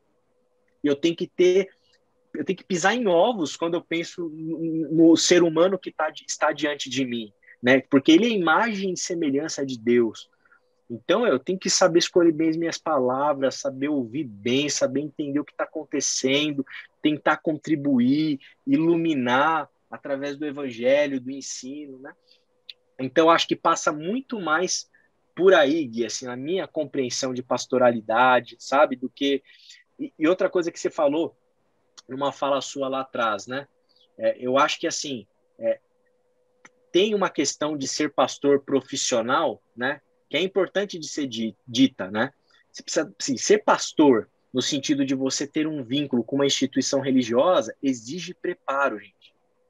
Exige preparo. Não é você levantar a porta da garagem da tua casa e começar a pastorear as pessoas. Sabe, você não se preparou, você não estudou teologicamente nada, você não tem, sabe, bagagem, você não tem ética, estudo da ética pastoral, da ética de como lidar com outros seres humanos, etc. Você precisa ter essa bagagem. Só que, assim, a profissão, aqui nesse caso, ela está envolta nisso que a gente está chamando de vocação. E no caso pastoral, numa questão até de chamado, no sentido de dom, sabe? De Deus ter, de alguma maneira, te dotado de um dom para você exercer aquela função dentro do corpo de Cristo, né? Então, o dinheiro, o salário, esses elementos, não, isso aí não é a prioridade. Porque quem tem a vocação pastoral nesse sentido, praticamente bota dinheiro para trabalhar, entendeu? Saca? Ministério não é sobre você receber, é sobre você se doar totalmente, né? Então, assim, tá nas minhas férias, poxa, e falece alguém, o que eu vou fazer? Eu vou ligar e falar assim, olha, eu tô nas minhas férias, eu não vou aí fazer o velório? Não existe isso, se não passa pela minha cabeça a possibilidade, vocês entendem? Então, assim, é um tipo de entrega que você tem, uma doação que é muito intensa, né? Muito intensa, envolve novamente, né? Acho que a palavra-chave, amor, E o né? que você está Isso é falando, eu acho que fundamental. é tão profundo assim, né? O sentimento de ser um pastor, né? Da forma como você fala, parece ser tão profundo que realmente é difícil a gente colocar nessa relação intensa, assim, tão sensível que você precisa ter com as outras pessoas, a questão do profissionalismo, né? Porque eu acho que quando você fala do profissionalismo, acho que ele pode ser interpretado de duas formas, né? A gente pode até encerrar com Perfeito, esse ponto. Eu acho que ele tem um aspecto perfeito. positivo e ele tem um aspecto negativo também. E Sim, aí eu sim. acho que dentro do profissionalismo também tem uma última perguntinha aqui, que é a do Barcelos, que fala assim, teologia é vocação? Mas pelo que você está Legal. conversando aqui com a gente, eu acho que é mais um... Ele complementa, né, essa vocação que você tem, pastoral e tal, e te dá essa bagagem de ter mais... Aí eu acho que é perfil, né? Não sei se na faculdade de teologia aprende isso, mas pelo que você falou, eu Talvez acho que ser o É, meio, é né? mais uma liderança, né, que você é, desenvolve assim e tal, e não é aquela coisa que é imposta para todo mundo, você tem que ser assim. é. Porque eu te digo, viu, eu acho que no meio corporativo é a mesma coisa. Se você tem aquele cara que trabalha com você, que é seu chefe lá, por exemplo, que você fala, putz, esse cara aqui é líder mesmo, nossa, que legal trabalhar do lado dele, fazer esse projeto. Você sonha o sonho do Tá no cara, lugar né? certo, Porque né? você quer Sim, na igreja, eu acho que é a mesma coisa. Você pode ter um perfil de liderança ali latente ali, você é o pastor e é, você vai se comunicar e vai interagir com a galera de um jeito muito mais natural, né? Mas a sim. pergunta é essa, assim, a teologia ela é uma vocação? E como é que o Uhum, profissionalismo entra dentro de toda essa questão tão profunda que você falou, inclusive alguma coisa de profissionalismo, se você quiser puxar de experiências profissionais que sim. você teve no passado que não tem nada a ver com Uhum, a carreira pastoral que você segue hoje, mas que sim, provavelmente de alguma forma pode influenciar nas sim. suas decisões, por exemplo, né? E aqui eu tô dando um relato também sobre o que é ser pastor a partir da minha perspectiva, da minha pastoralidade, da maneira como eu enxergo, porque isso tem muito a ver também com os meus dons, né? Então, assim, eu não estou querendo também generalizar, porque às vezes, né, você vai ter outros assentos em determinados ministérios, né? Então, você tem, às vezes, pastores que são pastores itinerantes, que não são pastores de igreja local, né? Então, o cara tá rodando o mundo, pregando, né? Por exemplo, sei lá, um Billy Graham da vida, né? Poxa, o cara rodou o mundo, o cara tinha habilidade praticamente diplomática, de lidar com presidentes de países, né? Uma coisa muito específica, né? Diferente, né? Então tem essas variações também aí nesse processo. Mas para mim, eu acho que isso que eu falei é o mais importante, né? Mais importante. E o profissionalismo, para mim, é o seguinte: eu acho que o pastor tem que ser profissional no sentido bom, que é o quê? Se preparar bem teologicamente. Eu acho que tem que ter uma formação boa, entendeu? Uma sólida, uma formação que eu já falei isso, tá? Outras vezes, vou repetir aqui. E se eu pudesse criar uma lei no Brasil, assim, que só pode ser ministro religioso profissional com formação de teologia reconhecida pelo MEC. Eu seria a favor dessa lei. Não é garantia que todo mundo que vai se formar vai ser um bom pastor, mas eu acho que é garantia que todo mundo que vai se formar com uma base um pouco mais sólida, que vai proteger a sociedade de manipuladores, de gente que instrumentaliza a fé, de gente que engana o povo, de gente que quer vender feijão para curar Covid, né? Protege a sociedade. Então, nesse sentido, eu acho que o pastor, né, principalmente o pastor profissional, né, no sentido de que vive disso, né, ele tem que ser profissional nesse sentido, de ter a boa formação, né, eu até brinquei, falei com vocês até na nossa prévia, né, é tipo assim, ver um cara da internet aqui consertar a internet, aí o cara chega aqui, meu, aí ele vira para mim e fala assim, ó, não consertei a sua internet, você vai ficar assim, mas deu o meu horário, vou ter que ir embora. Aí você fala para ele, poxa, mas eu vou ficar sem internet, meu? Eu fiquei aguardando 40 minutos no telefone para agendar. Você chegou aqui 8 da manhã, tá saindo daqui, sei lá, você chegou aqui 15 da tarde e tá saindo embora agora às 18 e eu vou ficar sem internet até quando? Agora, pensa no outro cara que chegou aqui cedinho, ficou trabalhando e deu 18 horas que é o horário dele e falou, cara, olha, eu vou ficar mais 15 minutinhos, porque eu acho que eu consigo resolver, eu quero deixar tudo certinho. O cara estica o horário dele, muitas vezes nem hora extra ganha, né? Mas pelo prazer e a satisfação de deixar o serviço concluído. O que eu viro para minha esposa e falo quando ele sai? Nossa, que bom profissional. Então, é nesse sentido positivo. Então, assim, o pastor vai vai pregar. Poxa, o cara preparou a pregação, sabe? O cara preparou, o cara tá ali com o negócio. Poxa, não é que ele fez de qualquer jeito, não é que ele deixou os minutinhos para fazer e subiu ali para falar qualquer coisa, né? Poxa, vai dar uma aula, o cara dá uma aula, preparou uma aula, o cara se dedicou, né? E eu acho que daí tem, enfim, cada um tem a sua capacidade, onde consegue ir, né? Mas assim, o cara deu tudo o que ele podia. Isso é profissionalismo, né? O cara é pontual, marca com a ovelha para se encontrar, o cara tá lá. Eu marquei com vocês aqui um horário, o link chegou, entendeu? E assim, isso daí é uma questão de... E aí eu acho que eu trago muito isso, talvez, do meio corporativo, Gui. Porque eu aprendi, desde a época com 16 anos sendo contínuo, cara, que eu tinha horário, eu tinha tarefas para cumprir, eu tinha cobrança. E dependendo da área que você migra, você deixa de ter chefe. Seu chefe é você. Aí é difícil, aí você tem que aprender a se disciplinar, a se organizar, mas uma série de valores do meio corporativo eu trago para o pastoreio com certeza, né? Preocupação com horário, com organização, com planejamento, né? Eu acho que tudo isso é importante. O lado ruim do profissional, né, digamos assim, o lado pejorativo, é o cara que assim, não, o cara prega, o cara aconselha 2 pessoas por semana, visita uma, é o que está no pacote, que está combinado com a igreja, eu cumpro aquilo e acabou. Porque assim, não tá. Quando você chega lá junto de uma o Ezequiel e da equipe ali que está entrevistando o pastor. Pastor, o senhor cumprimenta os irmãos, né? Quando vai embora da igreja, fica uns minutos. Isso não se pergunta, vocês entendem? Uhum. Pastor, o senhor vai conversar com as pessoas, né? Vai criar vínculo. Não, isso não se pergunta, né? Mas assim, o profissional ruim é o profissional da fé. Eu chego, cumpro as minhas atividades e pego e vou embora, né? E às vezes faz um padrão também de qualidade baixo, né? Só para cumprir tabela, às vezes só pelo salário. E isso é muito triste, né? Às vezes acontece, né?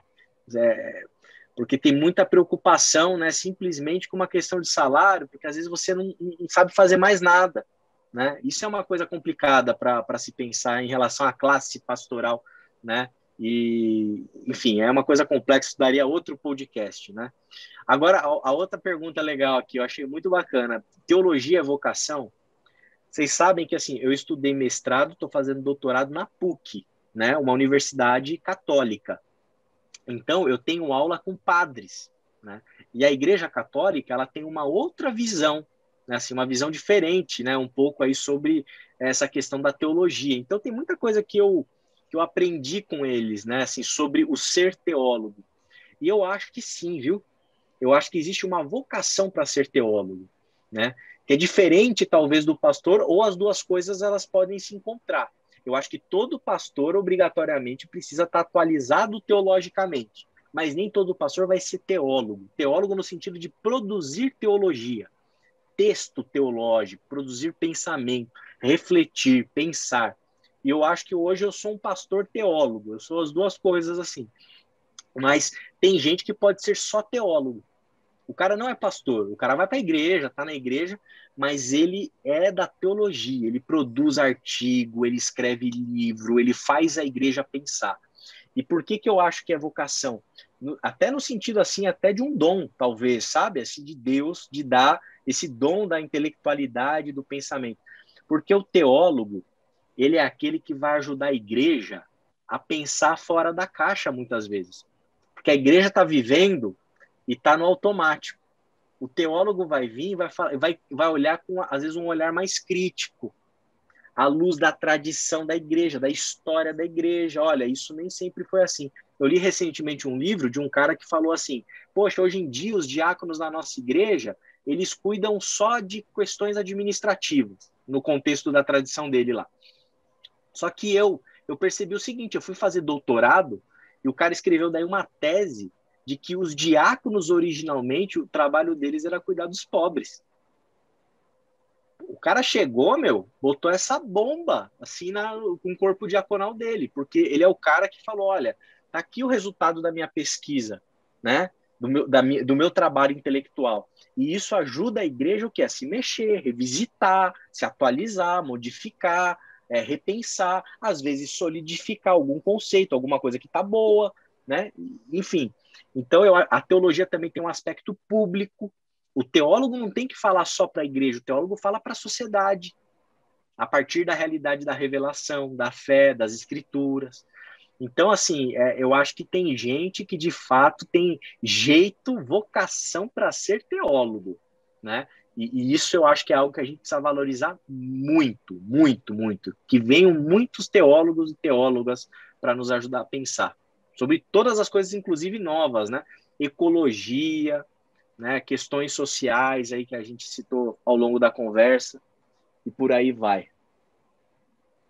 Muito bom. Eu tenho uma última pergunta. Manda. Pode falar? Claro. Claro. Não, é tipo assim, você acredita que os pastores de...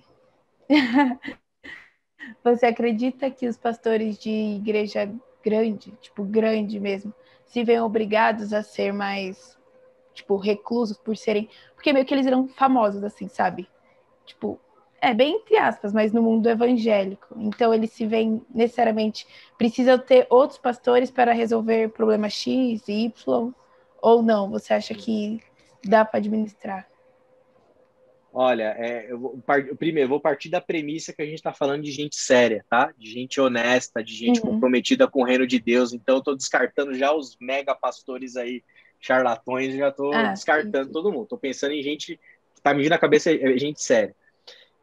Lu, é humanamente impossível você pastorear. Olha, é assim, uma igreja grande de 1.000 pessoas, 3.000 pessoas, é humanamente impossível você pastorear todo mundo. Pastorear, conhecer, né? Que nem a gente se conhece, é impossível, não dá, humanamente falando, né? Então, esse já é uma premissa. Então, eu diria para vocês, assim, pelo meu feeling, tá? Por aquilo que eu tenho observado e aquilo que eu tenho vivido. Eu tenho a impressão, para mim, que a proporção para você pastorear, assim, quase que no limite, digamos assim, um pastor para 200 pessoas. Eu acho que mais que isso, você vai precisar de ajuda, com certeza, com certeza. E não tem demérito nenhum em precisar de ajuda, em você ter mais pastores na comunidade, porque é dom. Deus vai derramando dom para outras pessoas que vão te ajudar a pastorear, né, ali. Agora, a questão de ser recluso, eu acho que dependendo, é aquilo, né? Eu vou fazer analogia com o futebol, mas não é no sentido de puro sucesso, né? Não é isso. Mas, assim, quantos Messis existem? Poucos. E quando você acaba tendo, dentro do meio religioso, uma proeminência por conta do teu trabalho sério, por conta da consistência da tua pregação, da contundência dela na sociedade, na igreja, etc. Quando isso acaba acontecendo e a igreja cresce, e você tem uma igreja, às vezes, de 4.000, 6.000 pessoas, você tem que se preocupar com coisas que um pastor de uma igreja local de 120 não tem. Entendeu? Por quê? A questão de mídia social, né? A possibilidade de você ser cancelado por conta de um recortezinho de sermão que você fez, só que eu preguei domingo passado, né? Você vê lá, tá lá, já 340 pessoas viram o sermão, visualizações. Aí o cara prega, tem, sei lá, 70.000. Olha a proporção que isso toma, né? Então você tem que tomar cuidado, né? Eu acho que até eu, assim, com uma igreja média, tem que tomar cuidado também. Eu acho que tem que se preservar sua família, preservar sua casa, né? Deixar claro para a igreja que sua mulher não é pastora. Tem que deixar claro que o seu filho não vai ser mais santo que os filhos dos outros, porque ele é filho de pastor. Meu filho vai aprontar, vai zoar, vai causar na igreja tanto quanto qualquer outro filho, né? Então você tem que saber colocar os limites e as fronteiras para você poder preservar principalmente os seus. Mas, assim, recluso de não se envolver com ninguém, subir, pregar e ir embora, eu acho que isso não existe para quem é pastor. O que pode acontecer é assim, você entre 4 mil pessoas, você vai ter 50 mais próximos de você, certo? É assim que vai funcionar. E é lógico, você vai ter que ter disponibilidade para atender quem quiser receber um atendimento pastoral de acordo com a capacidade humana do tempo que você tem. Então, talvez você precise de um pastor só para cuidar de casais, um pastor para cuidar de juventude, um pastor para cuidar de adolescente, porque às vezes você tem 70, 100 adolescentes. E aí, o que você faz? Você vai dar conta dos adolescentes, dos jovens, das crianças, do infantil, do podcast, do culto de... Não dá, né? Aí você tem que balancear isso, né? E cada um está num momento diferente também, né? Cada pessoa, né? Sua cabeça tem que estar preparada para aquilo, né? Agora, assim, eu acho que tem que ter uma sensibilidade do tipo, né? Poxa, preguei, peguei o carro e fui embora. Poxa, acho que você vai ter que estar ali no meio da igreja, acho que você vai ter que, sabe? As pessoas talvez vão fazer até fila, até para conversar com você um pouquinho. Você vai ter que ter essa disponibilidade. Agora, sim, você não vai comer pizza na casa de 4 mil pessoas, esquece. Você não vai visitar as 4 mil pessoas. Você vai precisar de ajuda para poder dar conta dessa outra dinâmica, né? Então, eu acho que é mais ou menos por aí, né? E aí, só para complementar, né? Às vezes a tua pergunta talvez porque talvez você veja um pastor de uma grande igreja que tem essa fama. Aí é uma coisa que acontece muito. E isso acontece muito no meio pastoral. Às vezes é inveja. Às vezes queima o cara, não conhece como o cara não sabe o que ele faz, porque o cara você não tem que ficar divulgando isso. Gente, eu fiquei lá, conversei com 30 pessoas depois do culto, hein? Não existe, né? Um cara que tem um coração do reino não vai ficar fazendo isso. Mas assim, o cara tá fazendo um monte de coisa, o cara tá visitando gente que você não sabe, o cara tá aconselhando gente que você não sabe, o cara tá cuidando de determinados grupos da igreja que você não sabe, o cara tá fazendo um monte de coisa que você não sabe, mas assim, o cara que prega e vai embora, o cara só prega. Eu já ouvi isso já, né? Assim, e eu conheço a pessoa, né? Tenho minimamente noção de quem é, né? E é totalmente mentira, né? Assim, é pura maledicência, pura maldade, né? De quem não conhece acha que é só a estrela que vai lá, prega e vai embora. E às vezes não é, né?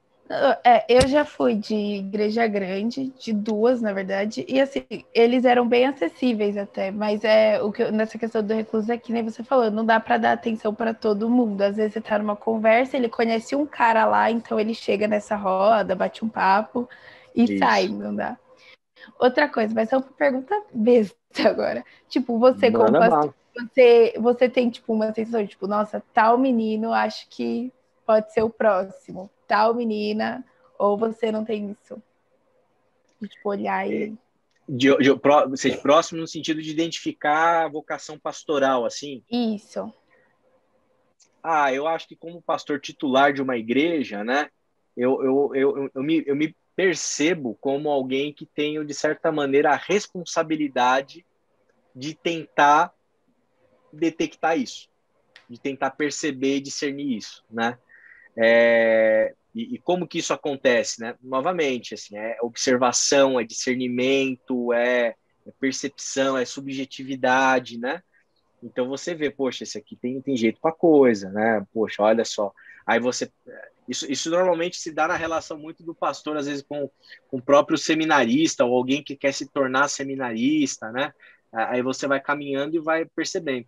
Mas às vezes também você vai percebendo isso que eu comentei também ao longo da conversa, que a pessoa tem o dom pastoral, mas ela não é pastor no sentido profissional, ela não vai passar por uma faculdade, ela não vai fazer um concílio, ela não vai ser ordenada, ela não vai pregar todo domingo, mas a pessoa tem jeito, né? Assim, tem dom pastoral, né? Por que eu percebo isso muitas vezes?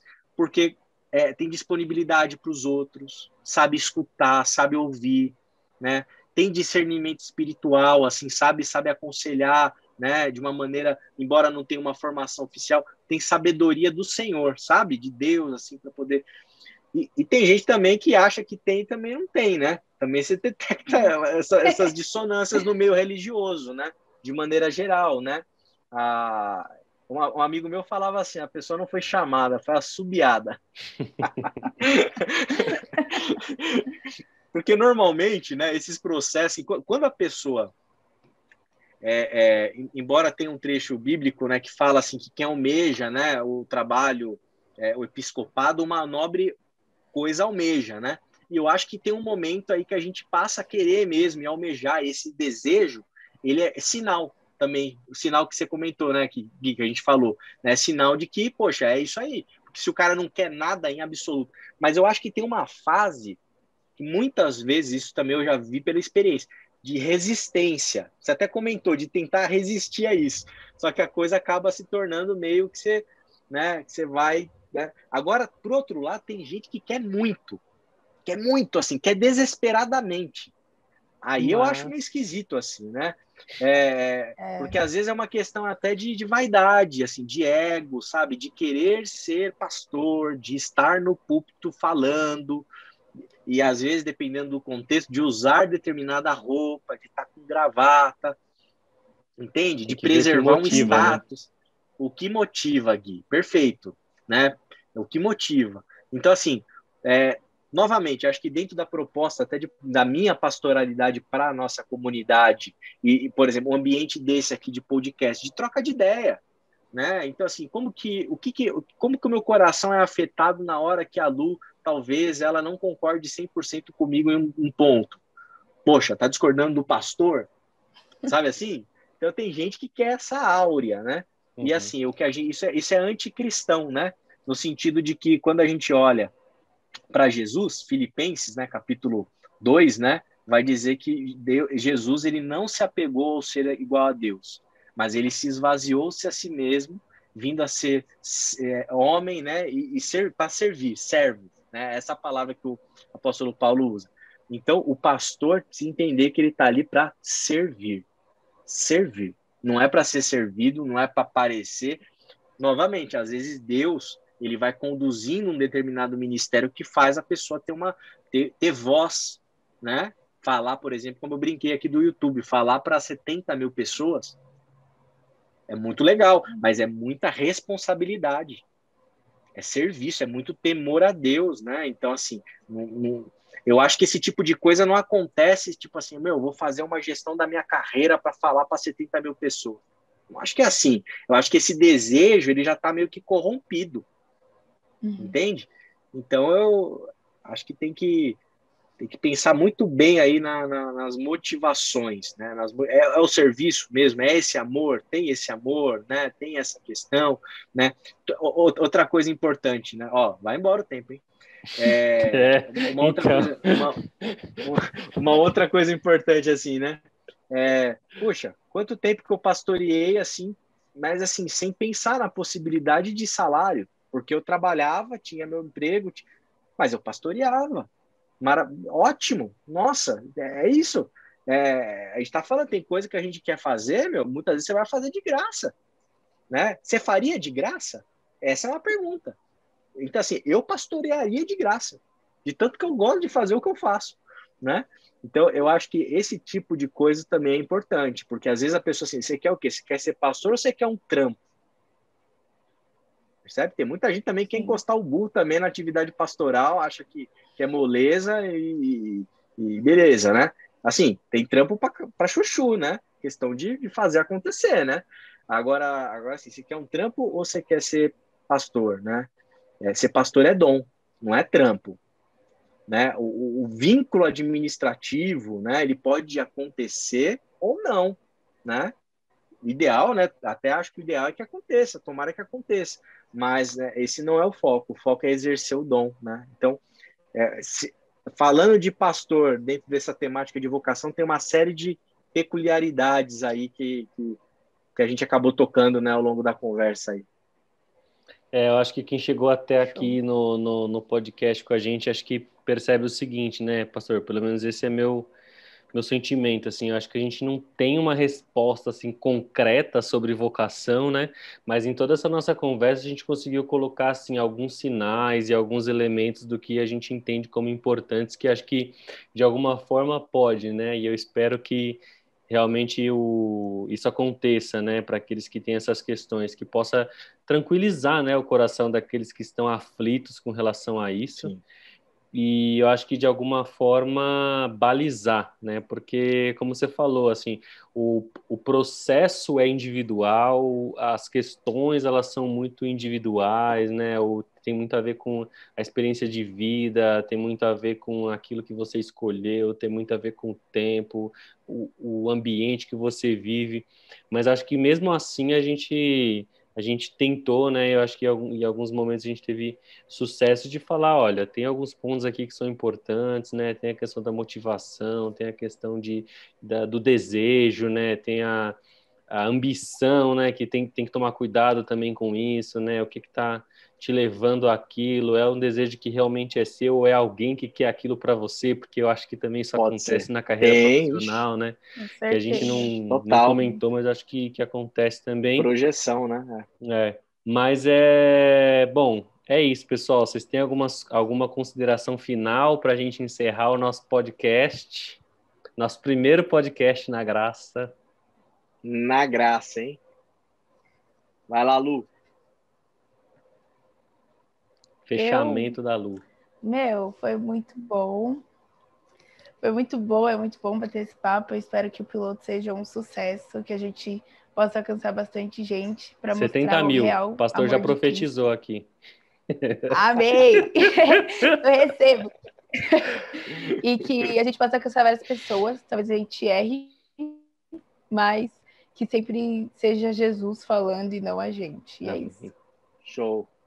A minha consideração final é: viva a sua vida, esteja atento aos sinais, viva com intensidade, né? Não terceirize tudo para Deus. Você vai fazer escolhas, você vai ser responsável, você vai ter que se esforçar, né? Mesmo quando você quiser fazer, estiver fazendo aquilo que você gosta, e Deus é o seu parceiro nesse processo, né? No meio das suas dúvidas, dos seus caminhos que dão certo, que dão errado, você tem que se reinventar às vezes. Essa é a vida, essa é a vida. Deus está com você em tudo isso, porque todo mundo é vocacionado por Deus para ser como Jesus. Então, você vai ser Jesus em qualquer caminho que você for trilhar, e tomara que você consiga conciliar muito bem vocação e propósito, seria sensacional, mas você pode talvez ter um propósito diferente da sua vocação, isso pode acontecer, mas o importante, se responsabilize, esteja atento aos sinais e vá para frente, caminhe, não fique parado esperando cair do céu, porque definitivamente não é assim que funciona, a não ser que você seja Moisés, Paulo, João Batista, esses caras. Amém. Muito obrigado para você que ficou aqui nesse tempo com a gente. E realmente foi um momento muito agradável, que você possa desfrutar também desse momento conosco. Acompanhe nas redes sociais as novidades que vão vir sobre o podcast e compartilhe, curta e incentive esse projeto. Mande sua perguntinha, não deixe de interagir. Que Deus abençoe a vida de vocês e até a próxima. Valeu, galera. Tchau, Tchau, tchau. tchau.